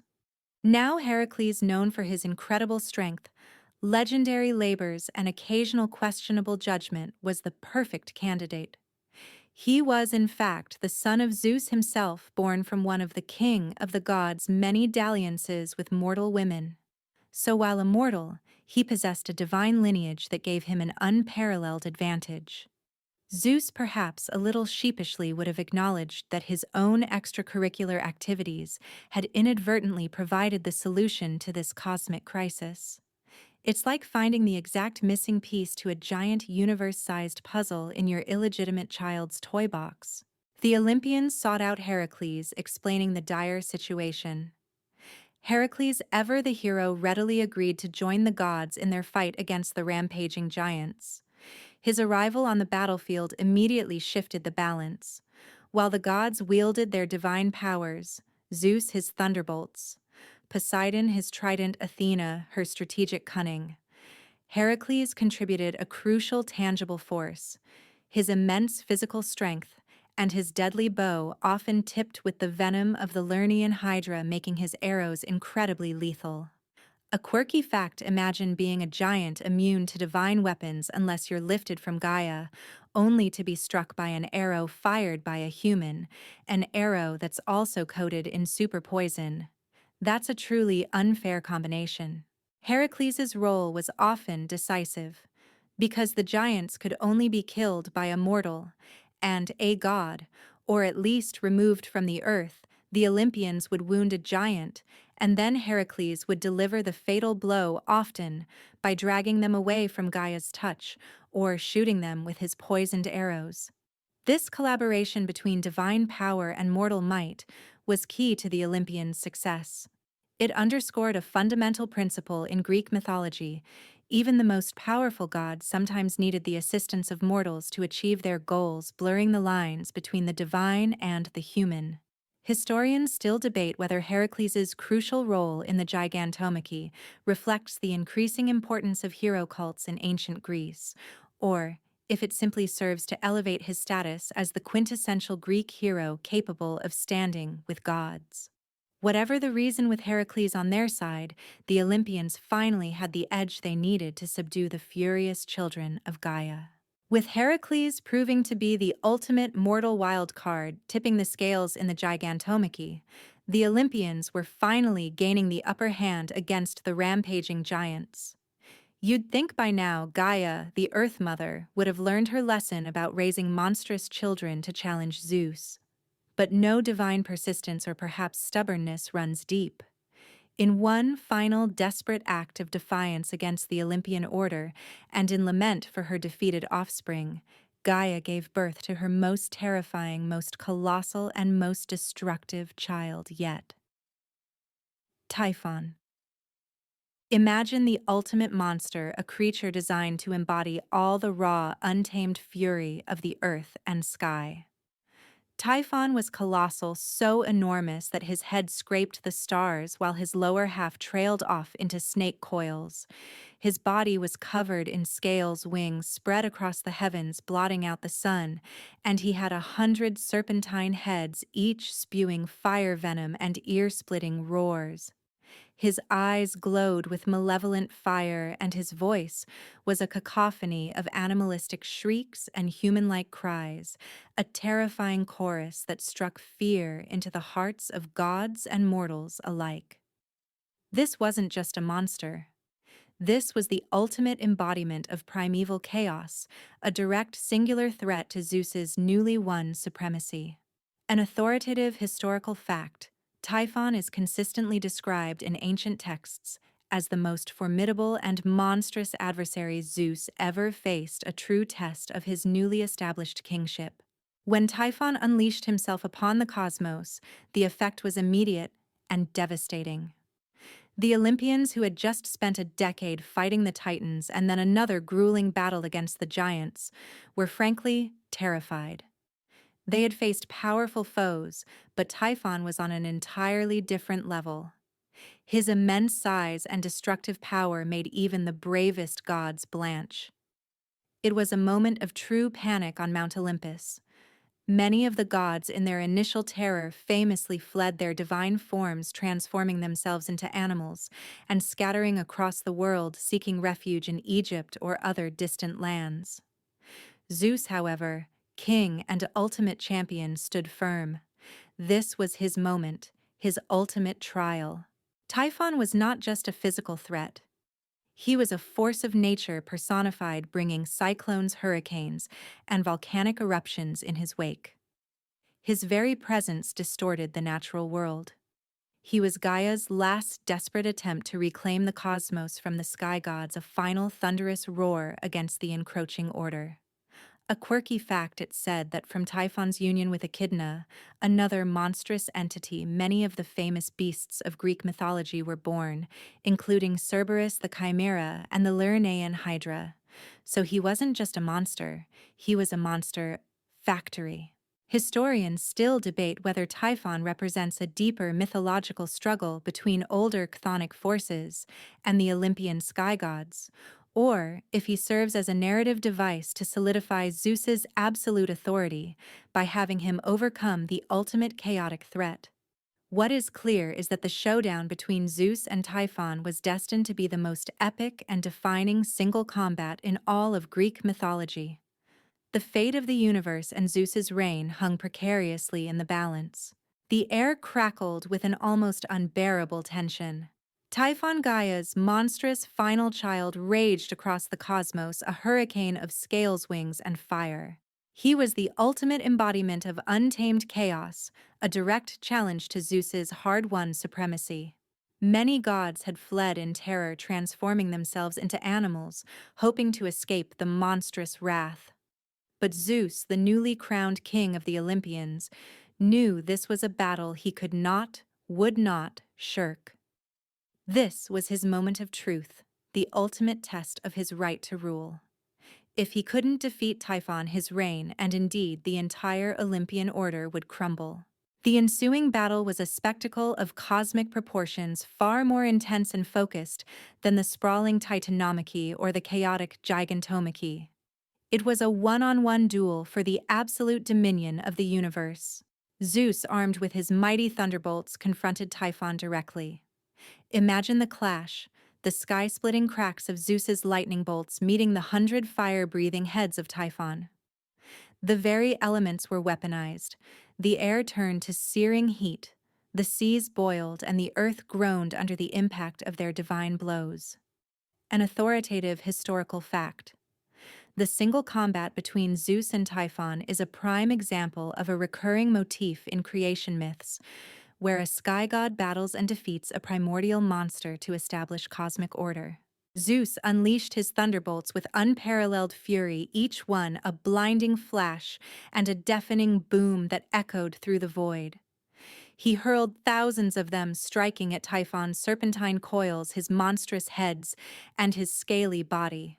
But Typhon was incredibly resilient, his sheer size and primal nature absorbing blow after blow. He fought back with equally devastating force, grappling with Zeus, attempting to crush him in his coils, and spitting venomous fire that could melt mountains. It was a brutal, drawn-out struggle, pushing Zeus to his absolute limits. At one point in the battle, Typhon even managed to disarm Zeus, tearing out his sinews, tendons from his hands and feet, rendering him helpless. This shocking setback left Zeus vulnerable, and Typhon dragged his crippled body away, imprisoning him in a cave and guarding his stolen sinews. It was a moment of profound despair for the nascent Olympian order. However, through the cunning intervention of Hermes and Pan, Zeus's sinews were recovered and restored, allowing him to rejoin the fight with renewed vigor. A quirky fact: imagine losing your literal tendons in a fight and then having them magically reattached. That's a medical miracle even beyond modern science. With his power restored, Zeus returned to the fray more determined than ever. He chased Typhon across the world, finally cornering him near Mount Etna in Sicily. In a final climactic struggle, Zeus hurled a thunderbolt of immense power, burying the monstrous Typhon beneath the very mountain. There, the giant monster remains imprisoned but not entirely subdued his struggles, causing the volcanic eruptions that plague the region to this day. Historians still debate whether this myth serves to explain volcanic activity, or if it merely solidifies Zeus's dominion over natural forces. Regardless, Zeus's triumph was complete. The ultimate threat to his rule had been vanquished, and the cosmos could finally breathe a sigh of relief. The reign of the Olympians was secure, forged in the fires of this most epic confrontation. With Typhon finally subdued, imprisoned beneath the rumbling belly of Mount Etna, a profound quiet descended upon the cosmos, a hush of relief, after eons of chaos and cataclysmic war. Zeus had proven his mettle, solidifying his claim as the supreme ruler, and the reign of the Olympians was at last secure.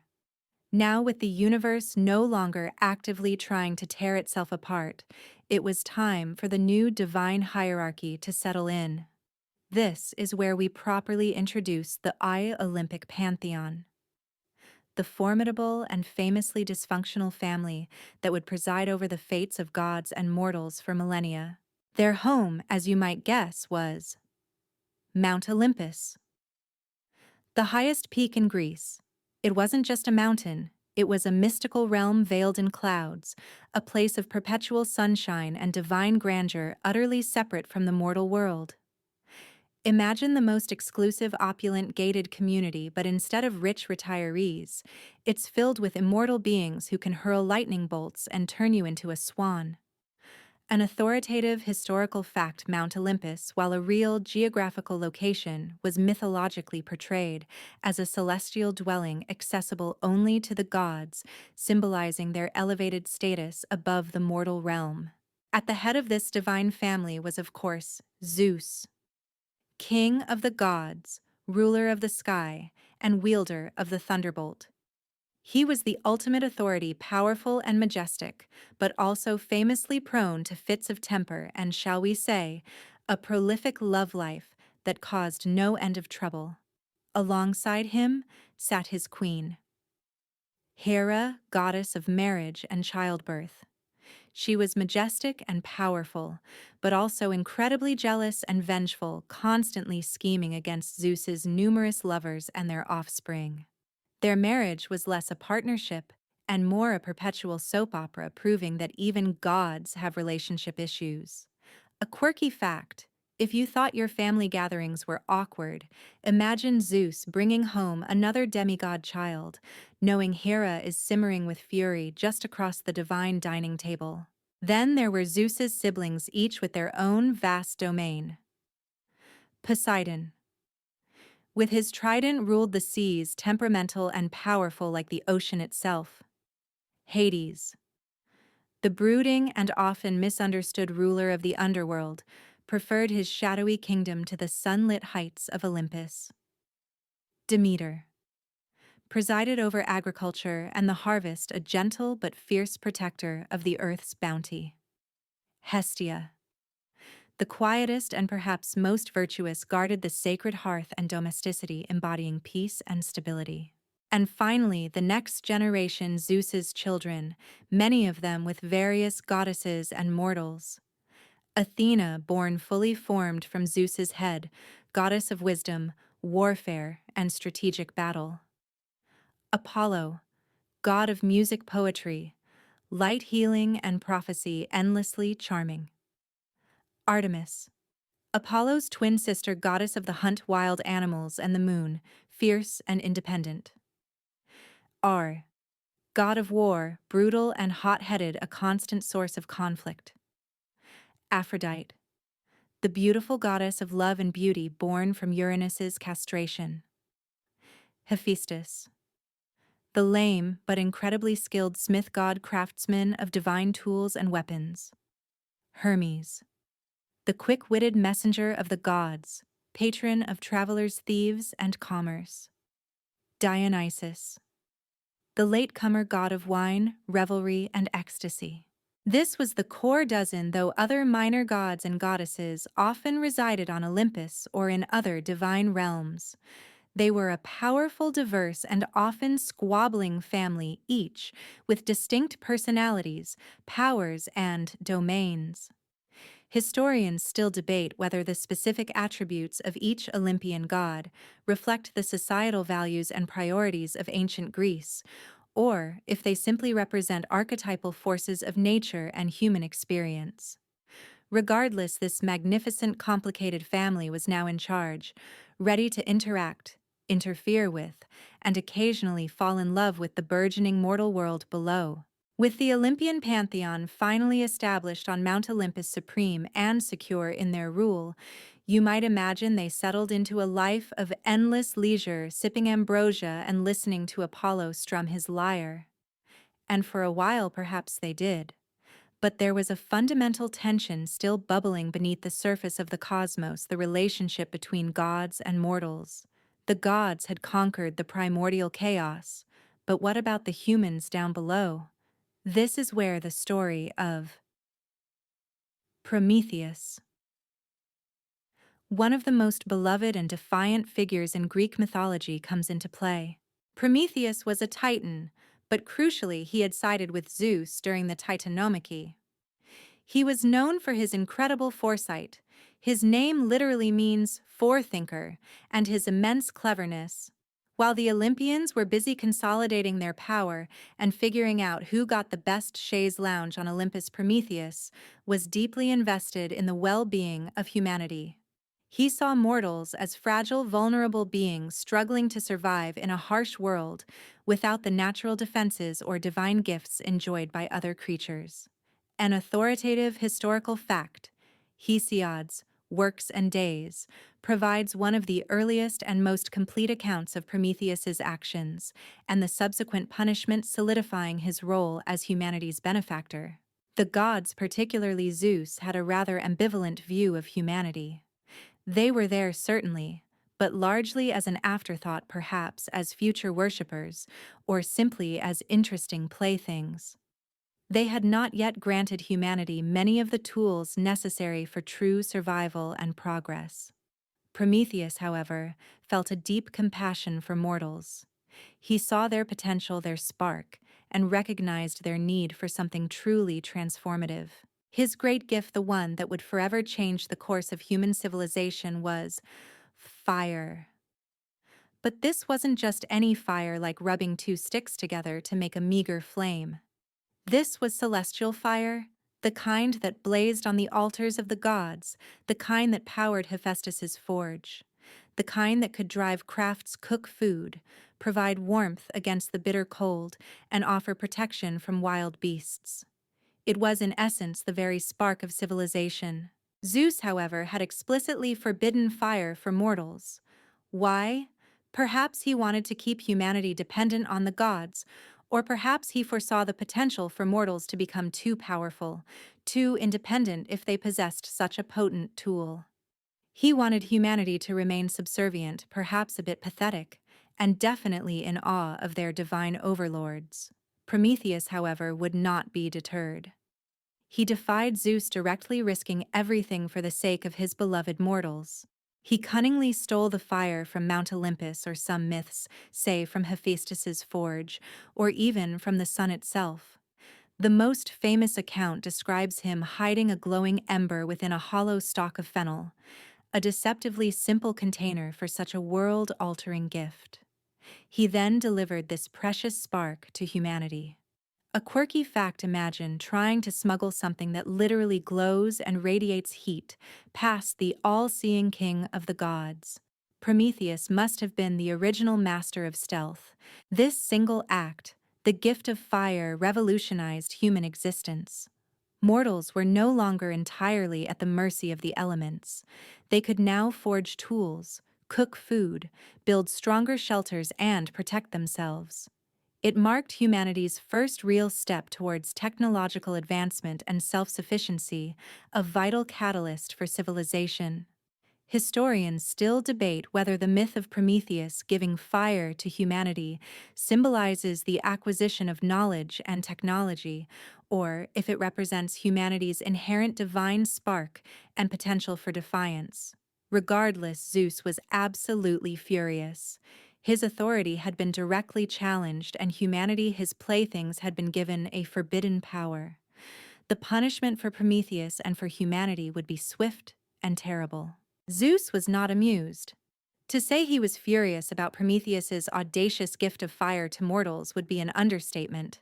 Imagine being the supreme ruler of the cosmos, having just fought multiple universe-shaking wars to secure your dominion, only to have a titan, one you spared no less, directly defy your decree and empower the very creatures you intended to keep humble.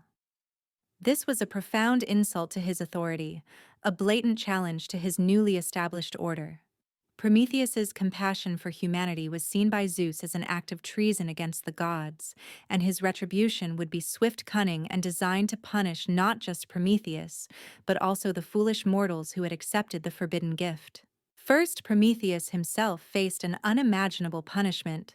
Zeus chained him to a towering rock in the Caucasus Mountains, condemning him to an eternity of torment. Every day, an enormous eagle, a symbol of Zeus's relentless wrath, would descend and devour Prometheus's liver. And every night, because Prometheus was immortal, his liver would regenerate only for the agonizing cycle to begin anew the next morning.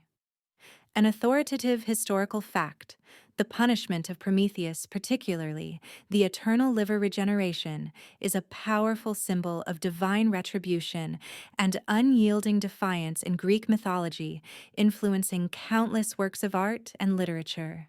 It's like the universe's most gruesome daily buffet with Prometheus as the main course. But Zeus wasn't content to merely punish Prometheus. He wanted to punish humanity too, to make them regret accepting the Titan's gift. He consulted with the other gods, and together they devised a gift for humanity that would bring far more sorrow than joy.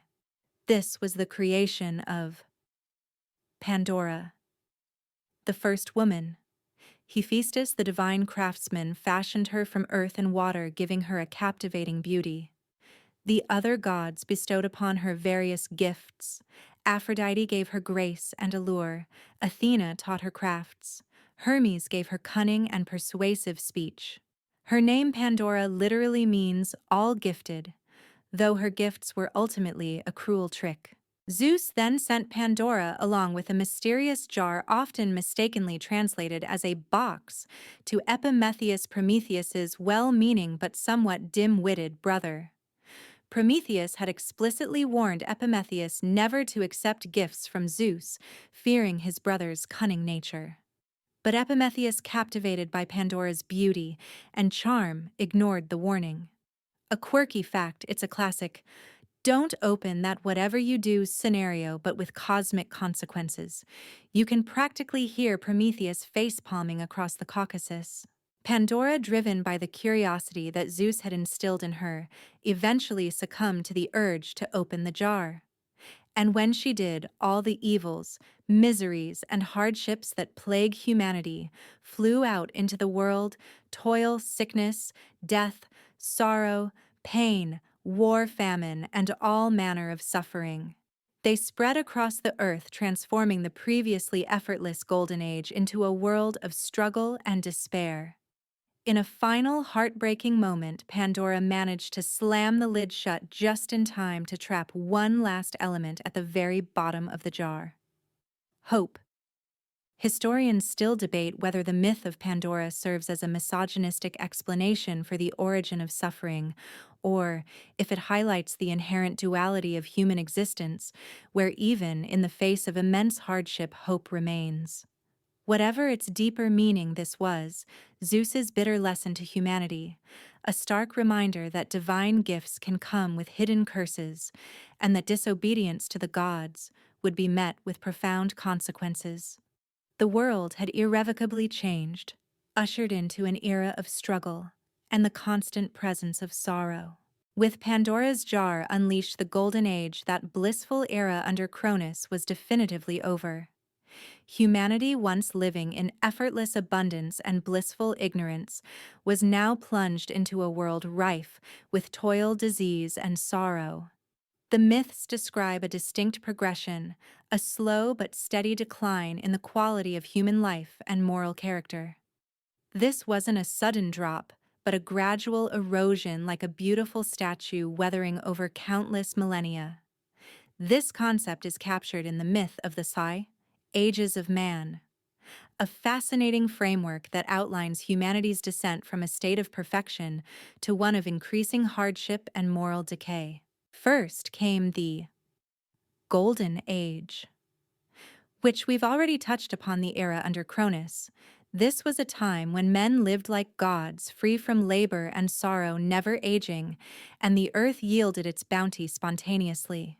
They passed away peacefully in their sleep, becoming benevolent spirits who roamed the earth.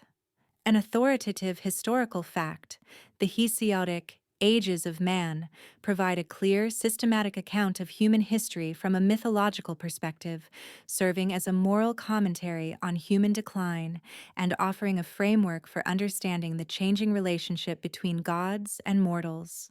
Next was the Silver Age. This age was still better than what came after, but a clear step down. Men lived for 100 years as children, utterly dependent on their mothers, but when they grew up, their lives were short and filled with suffering because of their folly. They were proud and rebellious, refusing to honor the gods, a significant moral failing in the eyes of Olympus. Zeus, disgusted by their irreverence, eventually destroyed them. They didn't pass away peacefully. They died by divine wrath and became chthonic underworld spirits.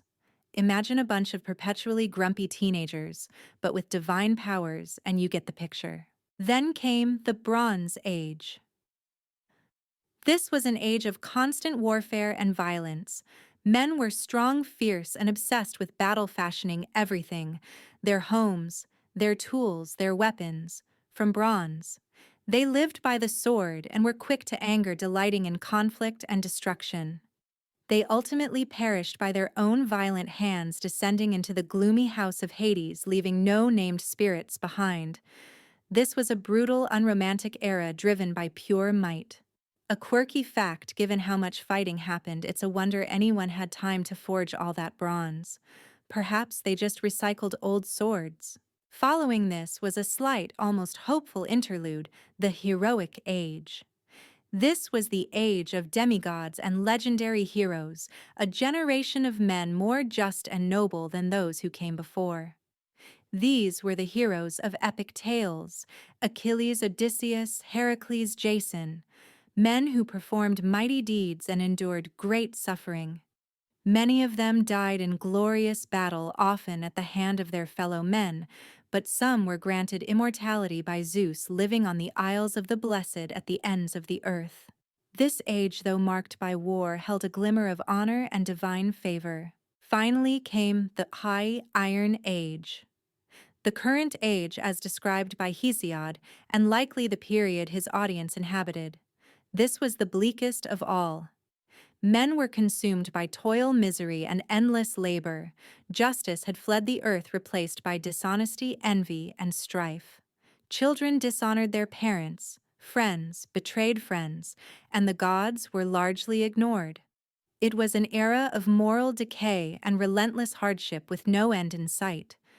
Historians still debate whether Hesiod's description of the Iron Age was a literal historical commentary on his own difficult times or a cautionary prophecy about the grim future of humanity.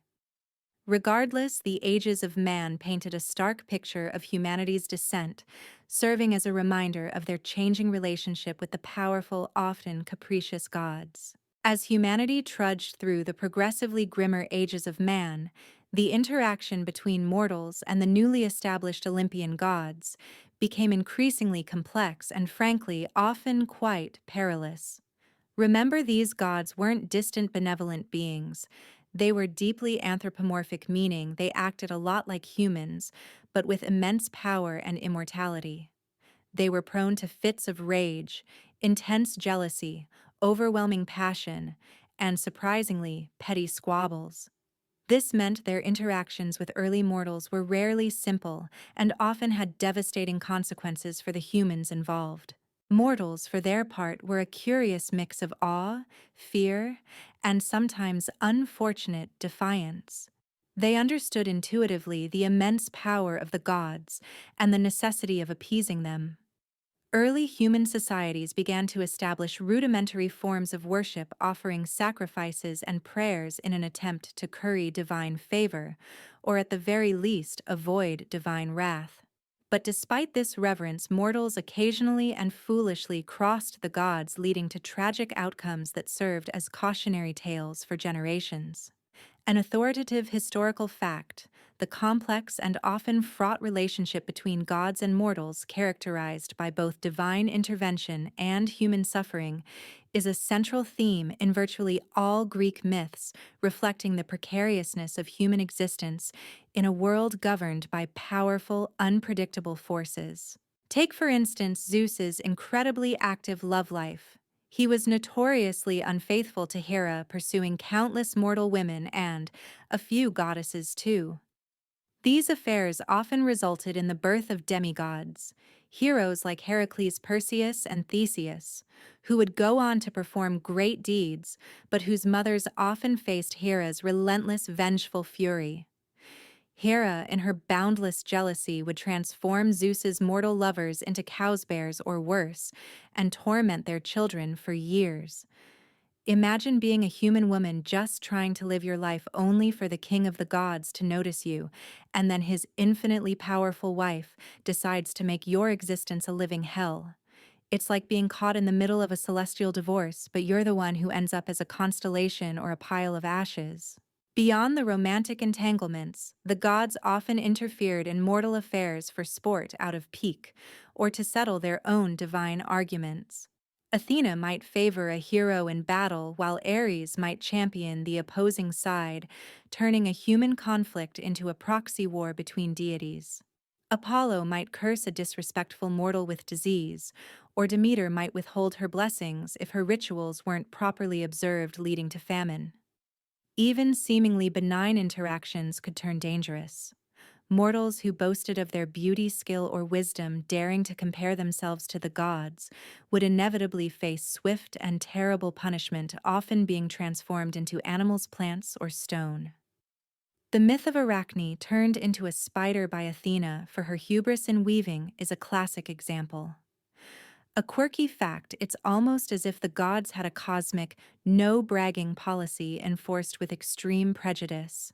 Historians still debate whether these myths of divine-mortal interaction served as moral lessons for ancient Greeks about humility and respect for authority, or if they simply reflected the chaotic and often unfair nature of life itself, personified by the unpredictable whims of the powerful. What is clear is that early mortals navigated a treacherous landscape where divine intervention was a constant, often unwelcome presence. Their lives were fragile threads easily snapped by the casual glance, the jealous rage, or the passing fancy of an immortal being. And yet, despite the danger, humanity persevered forever, linked to the capricious will of the gods. Given the often perilous interactions between gods and mortals, it quickly became apparent to early humanity that a formal system was needed to navigate this divine minefield. You couldn't just wing it when dealing with beings who could turn you into a tree for a bad look. This necessity led to the widespread establishment of cults and rituals, the formalization of worship that became a cornerstone of ancient Greek society. It wasn't about belief in the modern sense. It was about practice appeasement and maintaining a transactional relationship with immensely powerful entities. Imagine a world where natural phenomena, good fortune, or terrible disasters were directly attributed to the whims of temperamental gods. If your crops failed, Demeter was displeased. If your ship sank, Poseidon was angered. If you won a battle, Athena smiled upon you. This direct causal link meant that proper respect and offerings were paramount. So communities began to construct temples, not as places of congregational worship like modern churches, but as sacred houses for the deities themselves. These were magnificent structures adorned with sculptures and offerings designed to honor the specific god or goddess to whom they were dedicated. An authoritative historical fact, the construction of elaborate temples and the establishment of dedicated cults for each deity were central to ancient Greek religious practice, underscoring the polytheistic nature of their faith. Within these cults, specific rituals were meticulously performed. These often involved animal sacrifices where a portion of the animal, typically the bones wrapped in fat, offered to the gods, while the meat was consumed by the worshippers would be burned on an altar, the smoke rising to Olympus as a sweet savor. Libations or ritual pourings of wine oil or honey were also common. Prayers and hymns were chanted often to invoke a god's favor or to ward off their wrath. The meticulousness of these rituals was key. Any misstep, any perceived disrespect could lead to divine disfavor. It was like following a super complex recipe, but if you missed an ingredient, the universe might get mad. A quirky fact, given the sheer number of gods and goddesses and their various preferences, ancient Greeks must have had an incredibly detailed calendar of festivals and offerings. Their social lives revolved around divine appeasement. These cults weren't just about appeasing the gods. They also served vital social functions. They created a sense of community, reinforced social hierarchies, Priests and priestesses held significant roles and provided explanations for the unpredictable nature of the world. Each city-state might have its patron deity, Athena for Athens, Hera for Argos, and their festivals would become central to civic life. Think of a major sporting event combined with a religious holiday, but the players are immortal beings who can flood your city if they don't like the score. Historians still debate whether the elaborate nature of these rituals reflects a genuine, deep-seated piety, or if it was more about social cohesion and a pragmatic approach to living in a world ruled by powerful, capricious forces. Regardless, the constant presence of temples' altars and ongoing rituals woven into the fabric of daily life meant that ancient Greeks lived in a world where the divine was not just a belief, but an active, tangible presence that demanded constant acknowledgement and careful negotiation. It was a world where every action, every decision might be under the watchful eye of an immortal being ready to bless or curse. In a world constantly influenced by the capricious whims of powerful gods, where blessings and curses could descend from Olympus at any moment, mortals naturally yearned for some form of divine guidance, a hint of what the future held, or perhaps just a clear instruction on how to avoid offending an easily provoked deity. This deep-seated human need gave rise to the phenomenon of oracles and prophecy laha, special sites and individuals where the will of the gods could supposedly be discerned. These were not mere fortune-tellers, they were conduits to the divine, offering insights that could shape the destiny of individual cities and even entire empires. The most famous and influential of all was the Oracle of Apollo at Delphi.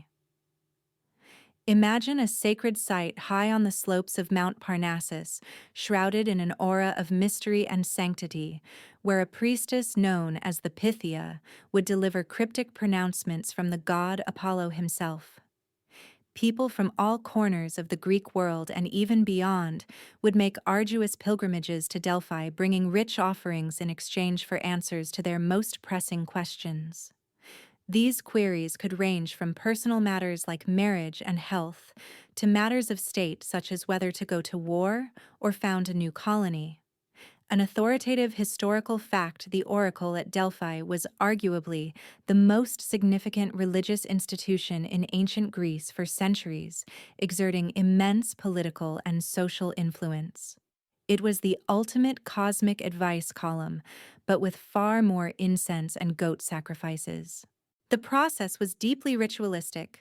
The Pythia would purify herself, sit on a tripod over a chasm from which it was believed intoxicating vapors arose, and then enter a trance.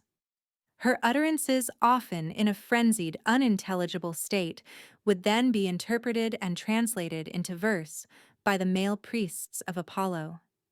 These prophecies were rarely straightforward. They were notoriously ambiguous, open to multiple interpretations, and sometimes maddeningly vague, forcing the supplicants to ponder their meaning deeply. Think of it as a divine riddle where the answer often only became clear in hindsight, usually after something unfortunate had already happened. A quirky fact: because the prophecies were so ambiguous, rulers often sent envoys to argue over their meaning, sometimes even blaming the oracle when things went wrong, much like blaming your GPS for taking a wrong turn. Beyond Delphi, other oracles existed, though none quite as prestigious. There were the oracles of Zeus at Dodona, where prophecies were discerned from the rustling of oak leaves or the cooing of doves, and various dream oracles, where insights were gained through interpreting nocturnal visions. Seers who could read omens in the flight of birds or the entrails of sacrificed animals also played a crucial role in daily life. These oracular pronouncements, whether clear or cryptic, profoundly influenced mortal decisions. A king might delay a military campaign based on an unfavorable omen, or a city might embark on a massive construction project if a prophecy promised prosperity. The very concept of destiny was interwoven with these divine pronouncements. Historians still debate whether the success of the oracles was due to genuine spiritual connection, shrewd political maneuvering by the priests, or simply the psychological power of belief and self-fulfilling prophecy. Regardless, for the ancient Greeks, the words whispered from the mouths of oracles were the direct voice of the gods, a fragile but vital link between the fleeting world of mortals and the eternal realm of the divine. As mortals lived out their fleeting lives under the watchful, often unpredictable eyes of the Olympian gods, a universal truth loomed over them all: death. Unlike the gods who reveled in their immortality, humans were destined to fade their souls, journeying to the shadowy realm beyond life. This realm was known as the underworld, a vast, complex, and often chilling domain ruled by the brooding brother of Zeus, Hades. Imagine the ultimate bureaucracy for the deceased, complete with ferrymen, judges, and distinct neighborhoods based on how well you lived your life. The underworld wasn't a single monolithic place, but a collection of distinct regions, each serving a different purpose for the departed souls. The entrance was often described as being deep beneath the earth, sometimes accessed through caves or dark pools. Upon death, souls would embark on a journey across the river. Styx, ferried by the grim boatman horse, Charon. For a small coin which was often placed under the tongue of the deceased before burial. Woe betide the soul without payment, doomed to wander the banks forever. An authoritative historical fact, the concept of Charon and the Styx, along with the coin payment obol, was a deeply ingrained aspect of ancient Greek funeral practices, reflecting their beliefs about the soul's passage to the afterlife. Beyond the Styx lay the realm proper, often guarded by the monstrous three-headed dog, Cerberus. The souls of the dead would then proceed to the court of the three judges, Minos, Rhadamanthus, and Aeacus, who would determine their ultimate destination based on their deeds in life. The vast majority of souls, those who were neither exceptionally virtuous nor exceptionally wicked, were sent to the Asphodel Meadows. Imagine a perpetually gray, joyless plain filled with shadowy, listless spirits, devoid of memory or passion. It was neither punishment nor reward, simply an eternal, monotonous existence. A quirky fact, it sounds a lot like eternal waiting in a very dull doctor's office, but with a lot more dead people. For the truly wicked, those who had committed unforgivable sins against gods or mortals, there was a Tartarus. This was the deepest, darkest abyss of the underworld, a place of eternal torment and severe punishment. Remember, this is where Cronus and the Titans were imprisoned, and where other notorious offenders like Sisyphus, doomed to roll a boulder uphill forever, and Tantalus, eternally starved and thirsty, suffered their endless agonies. It was the ultimate cosmic prison, a place of no return for the damned. And for the virtuous, the heroic, and those favored by the gods, there was Elysium, or the Elysian Fields. This was the blessed realm, a paradise of eternal spring joy and peace. Heroes and righteous souls resided here, living lives of perpetual bliss, often reunited with loved ones. It was the Greek equivalent of a heavenly reward, a well-deserved respite for those who had lived honorably. Hades, the silent and often feared ruler, presided over all these realms from his palace within the underworld, alongside his queen Persephone, whom he famously abducted, leading to the changing seasons. He was not evil, simply grim and unyielding, ensuring that death's dominion was respected.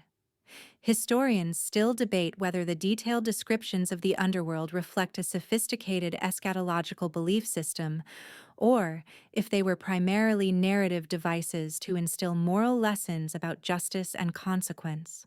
Regardless, the constant presence of the underworld in Greek thought served as a powerful reminder of mortality and the ultimate reckoning awaiting every human soul. While the gods on Olympus played their cosmic games and the souls of the departed navigated the grim bureaucracy of Hades's realm, a unique class of mortals often found themselves at the very nexus of divine and human affairs, the Heroes. These weren't just brave individuals. They were figures of extraordinary strength, cunning, or virtue, often possessing divine parentage, a special favor from a god or a specific destiny. Their lives were rarely peaceful. Instead, they were defined by perilous journeys and monumental adventures that pushed the boundaries of human endurance. Imagine a reality TV show about extreme survival, but with actual monsters and divine interventions. The concept of the Greek hero wasn't about being morally perfect. Far from it, many heroes were flawed, prone to hubris, anger, or tragic misjudgment. What defined them was their willingness to face impossible odds, to confront monstrous threats, and to undertake quests that benefited humanity or fulfilled a divine decree. These were the problem solvers of the ancient world, whether they were slaying mythical beasts or navigating treacherous political landscapes.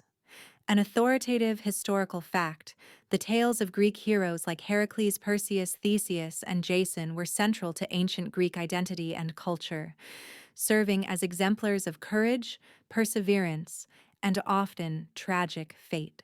Their journeys were rarely straightforward. A typical heroic adventure often followed a distinct archetype: the call to adventure. A hero, often of noble birth but living an ordinary life, receives a divine sign, a prophecy, or a direct command to undertake a perilous quest. Think Perseus being tasked with beheading Medusa. Supernatural aid. Before or during their journey, heroes often received assistance from gods, nymphs, or wise mortals, providing them with magical items, strategic advice, or direct intervention. Athena frequently aided Odysseus, and Hermes often helped Perseus. The road of trials. This was the core of the adventure, a series of daunting challenges, monstrous encounters, and moral dilemmas. From Heracles' 12 labors like slaying the Lernaean Hydra or cleaning the Augean stables, to Jason's quest for the Golden Fleece, these trials tested their strength, wit, and courage to their absolute limits.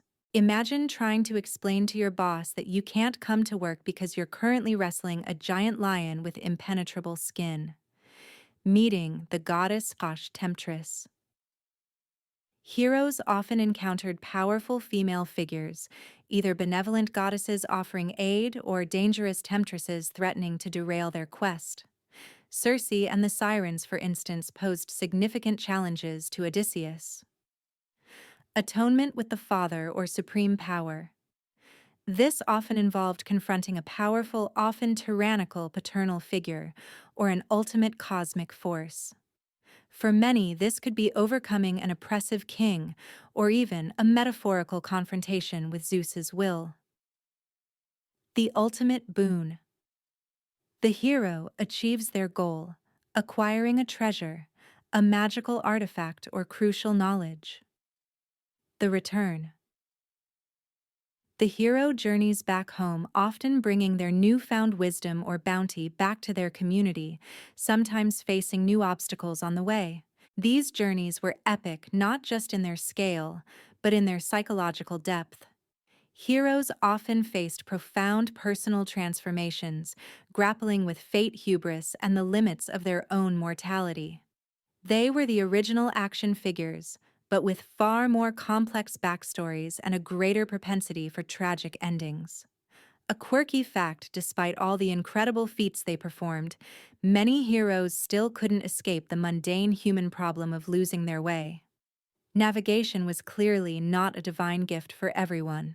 Historians still debate whether these hero myths served as cautionary tales about defying the gods, as narratives reinforcing cultural values like courage and perseverance, or as allegories for individual psychological growth. Whatever their primary purpose, the tales of heroes and their adventures provided a rich tapestry of stories that captivated ancient audiences and continue to resonate even today, a testament to humanity's enduring fascination with courage, destiny, and the extraordinary. Having navigated the arduous journeys of heroes, we arrive at perhaps the most famous and enduring narrative in all of Greek mythology, the Trojan War. This wasn't just a conflict, it was a sprawling epic, a tale of love, betrayal, honor, and immense loss deeply intertwined with the fickle interventions of the Olympian gods. What makes the Trojan War so compelling is that it wasn't just a human conflict. It was ultimately orchestrated, instigated, and heavily influenced by the divine, a giant cosmic chess match, where mortals were often just pawns. The origins of the Trojan War stretch back to a seemingly innocuous event, a divine beauty contest with catastrophic consequences. It began at the wedding of Peleus, a mortal king, and the sea nymph Thetis, who would become the parents of Achilles, the greatest Greek warrior. All the gods were invited except for Eris, the goddess of discord. Naturally, she showed up anyway, and in a fit of pique threw a golden apple inscribed, "To the fairest," among the goddesses. This sparked a heated argument between Hera Athena and Aphrodite, each claiming the prize. An authoritative historical fact, the Judgment of Paris, is the mythological starting point of the Trojan War, illustrating how divine squabbles could directly lead to immense mortal suffering. Zeus, unwilling to choose and face the wrath of two scorned goddesses, wisely decided to outsource the judgment. He appointed Paris, a Trojan prince, as the arbiter. Each goddess offered him a bribe. Hera promised him power and a vast kingdom. Athena offered wisdom and military glory, and Aphrodite offered him the love of the most beautiful woman in the world. Paris, being a young man with understandable priorities, chose Aphrodite, who then promised him Helen of Sparta, already married to King Menelaus. This was divine intervention with a side of grand theft romance. When Paris, with Aphrodite's aid, abducted Helen, or, depending on the myth, she willingly eloped, Menelaus was understandably enraged. He called upon his brother Agamemnon, king of Mycenae, and together they rallied all the great Greek heroes and kings, Achilles, Odysseus, Ajax, Nestor, and many others, to reclaim Helen and sack the city of Troy. The war began not just as a mortal conflict, but as a direct result of a divine promise and a mortal transgression. Throughout the 10 long years of the siege, the Olympian gods took sides, actively participating in the battles, influencing events, and even fighting among themselves. Hera and Athena, still bitter about Paris's judgment, fiercely supported the Achaeans Greeks. Aphrodite predictably championed the Trojans, as did Apollo and Ares. Zeus, in his role as supreme arbiter, often tried to remain neutral, but frequently found himself swaying based on his personal biases or the appeals of other gods. A quirky fact: it's like watching a divine reality show where the judges can actually zap the contestants or help them win. Imagine trying to fight a war when the weather is literally being manipulated by a god on the opposing team. The outcome of the war was shaped not just by mortal prowess, but by divine manipulation. The eventual fall of Troy, aided by the ingenious Trojan horse devised by Odysseus and inspired by Athena, was ultimately seen as a triumph of Greek cunning and divine favor.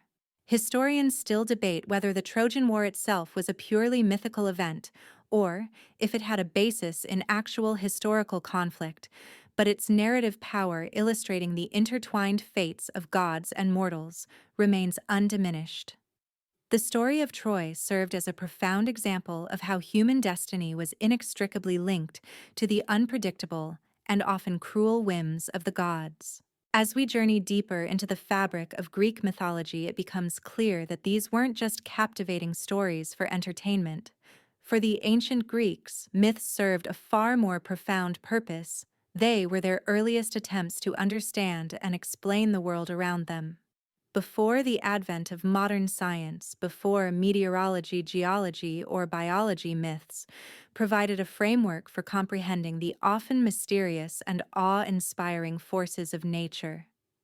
Imagine trying to make sense of a lightning storm without knowing anything about electricity. The idea of a powerful sky god hurling bolts makes perfect terrifying sense. Take, for instance, the very ground beneath your feet.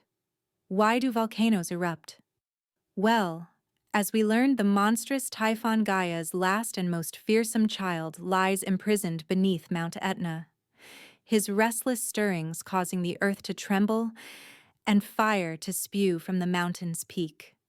This isn't just a bedtime story, it's a geological explanation imbued with cosmic drama. Similarly, earthquakes were attributed to the mighty Poseidon the Earthshaker when he struck the ground with his trident in a fit of pique or to demonstrate his power. An authoritative historical fact, the personification of natural phenomena into deities, was a fundamental aspect of ancient Greek religious thought, providing understandable, if anthropomorphic explanations for a world they otherwise could not control or scientifically comprehend. What about the seasons? The ancient Greeks observed the cyclical changes in nature, the flourishing of spring and summer, the barrenness of autumn and winter, and wove a powerful myth to explain it. The story of Persephone's abduction by Hades provides this narrative. When Hades seized Persephone and dragged her to the underworld, her mother Demeter, the goddess of the harvest, plunged into a deep grief, causing all plant life on earth to wither and die. It was only when Zeus decreed that Persephone could spend 2/3 of the year with her mother on earth and 1/3 with Hades in the underworld that the cycle of seasons was established. So when the flowers bloom, Demeter is joyful because her daughter is home. When the leaves fall, she mourns her daughter's return to the realm of the dead. A quirky fact, it's arguably the ultimate shared custody agreement, but with far more dramatic seasonal side effects. Even something as simple as the sun and moon had their mythical explanations. The sun was not just a celestial body, it was the fiery chariot of Helios. Or later, Apollo driven daily across the sky. The moon was the gleaming chariot of Selene. Or later, Artemis gracefully traversing the night. The stars themselves often represented fallen heroes or divinely placed constellations, serving as eternal reminders of mythological events. The Milky Way was sometimes seen as spilled divine milk, or even a pathway for the gods. These myths provided comfort and a sense of order in a world that could otherwise seem chaotic and unpredictable. They didn't just explain what happened, they explained why it happened through the motivations and actions of powerful, relatable, if superpowered beings. Historians still debate whether these myths were initially literal beliefs that evolved into allegories, or if they were always understood as metaphorical narratives designed to help humans make sense of their existence. Regardless, these stories were humanity's first scientific textbooks written in the poetic language of the gods, providing a framework for understanding the profound beauty and terrifying power of the natural world. The raw, often brutal, and deeply human stories of Greek mythology weren't confined to the ancient world. Far from it. Their impact reverberated through millennia, profoundly shaping the very foundations of Western civilization. From the soaring epics of Homer to the philosophical dialogues of Plato, from the architectural wonders of the Parthenon to the dramatic tragedies of Aeschylus, the enduring legacy of Greek mythology is woven deeply into the tapestry of our collective cultural consciousness. Imagine trying to talk about art or literature without referencing a single Greek myth. It would be like trying to build a house without any bricks. The most obvious impact is seen in literature. The epic poems of Homer, Tao, the Iliad, and the Odyssey are not merely ancient texts. They are foundational works that establish narrative structures, character archetypes, and poetic devices that continue to inspire writers today. The dramatic tragedies of playwrights like Sophocles, Oedipus Rex, and Euripides' Medea explored universal themes of fate, free will, justice, and human suffering, all through the lens of mythological narratives. Even modern novels, plays, and films frequently draw upon these ancient tales for inspiration, reinterpreting their timeless messages for new audiences. An authoritative historical fact, Homer's Iliad and Odyssey are considered cornerstones of Western literature, establishing narrative forms and themes that have influenced countless subsequent works across genres. Beyond literature, Greek mythology provided a rich wellspring for art and architecture. Think of the magnificent sculptures that adorn museums worldwide depicting gods and goddesses in idealized human forms, or the intricate friezes on temples that tell stories of heroic deeds and divine battles. The very aesthetic principles of classical art, emphasizing balance, harmony, and proportion, were often applied to representations of mythological figures and events. The Parthenon dedicated to Athena stands as a testament to how deeply intertwined religious belief and artistic expression were in ancient Greece. A quirky fact: if the Greek gods were alive today, they'd probably be thrilled with all the fan art and merchandise, though Hera would probably still complain about Zeus's statues outnumbering hers. The influence extends to philosophy and psychology. Concepts like hubris, excessive pride, leading to downfall, nemesis, divine retribution, and fate versus free will were explored deeply in mythological narratives long before they became subjects of formal philosophical inquiry. Even in modern psychology, figures like Freud drew upon Greek myths to name complex psychological phenomena, the Oedipus complex, the Narcissus myth, demonstrating the enduring power of these archetypal stories to explain human behavior and unconscious drives. Even our language is peppered with mythological references.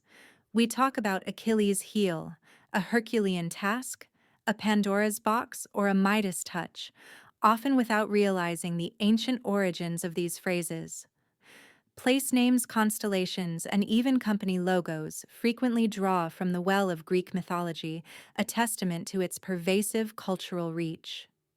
Historians still debate whether the enduring popularity of Greek mythology stems from its universal themes, its captivating narratives, or its adaptability to new cultural contexts. Whatever the reason, these ancient tales continue to resonate, offering insights into human nature, power, and the complex relationship between mortals and the forces that shape their world.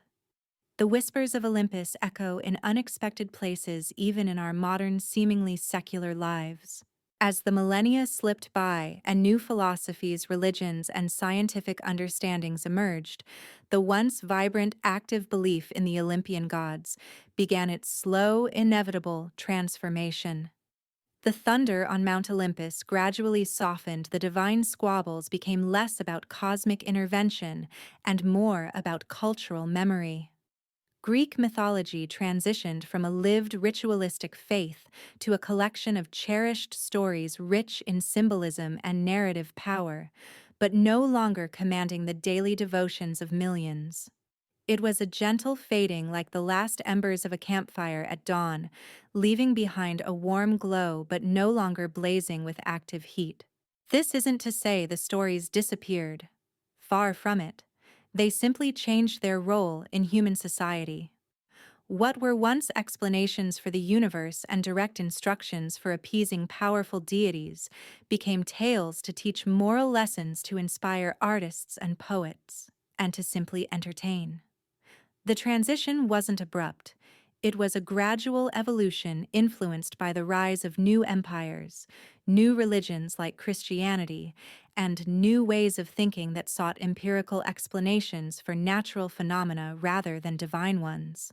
An authoritative historical fact: the decline of active polytheistic worship in the Greek and Roman world coincided with the rise and eventual dominance of Christianity, which offered a monotheistic worldview and a different interpretation of the divine. The gods didn't vanish into thin air, nor did their tales cease to be told. Instead, they became allegories, symbols, and archetypes. Zeus became less the wrathful king of the gods, and more the embodiment of ultimate power, or even a cautionary tale about unchecked authority. Aphrodite remained the embodiment of love and beauty, but perhaps less as a figure to be worshipped and more as a concept to be explored in art and poetry. The heroes, too, endured their struggles, becoming universal narratives about courage, perseverance, and the human condition. A quirky fact, if you consider the Greek gods and heroes as the original celebrities, their transition from revered figures to cultural icons isn't so different from how historical figures or even famous actors evolve in public perception over time. Think of it like an ancient, magnificent tapestry. Over time, the vibrant colors might fade slightly, and some threads might loosen, but the intricate patterns and powerful images remain telling their story to all who gaze upon them. The Greek myths continue to teach us about human nature, ambition, love, jealousy, and the consequences of our actions. They offer timeless insights into the human psyche, exploring universal themes that resonate regardless of cultural or historical context. Historians still debate whether the continued resonance of these myths is due to their inherent narrative strength, their psychological depth, or simply the historical inertia of cultural transmission. Whatever the reason, they are a powerful testament to the human need for storytelling and meaning. So as you drift off to sleep tonight, perhaps you'll imagine the faint rustle of Zeus's thunder, or the gentle lapping of Poseidon's waves, or the quiet footsteps of Hades in his shadowy realm. They are no longer worshipped in grand temples, but their stories live on, whispered through the ages, continuing to inspire caution and enchant us. They are the echoes of a world where gods walked among men, where the universe was alive with personality, and where every mountain and river held a tale. And so our journey through the cosmic birth pangs of Greek mythology comes to a gentle close. The Titans are bound, the giants subdued, and the Olympians, for all their power and occasional pettiness, hold court from their cloud-veiled peak. The echoes of their thunder, their laughter, and their quarrels still drift through the quiet corridors of history, a whisper from a time when the very forces of nature were personified, and the heavens felt intimately connected to the fragile lives on Earth. Picture the last gleam of moonlight on a calm sea, reflecting stories, thousands of years old stories that shaped how we think, how we create, how we understand ourselves. The tales, once fervent beliefs, now rest softly in the realm of shared human heritage, inviting quiet contemplation. They remind us of the ancient questions we still ask about power, love, fate, and the endless dance between order and chaos. Feel the soft hum of the night, the gentle rhythm of your own breath, as the last images of those colossal, passionate beings begin to blur at the edges of your mind. Good night, and may your dreams be filled with ancient wonders. Good night.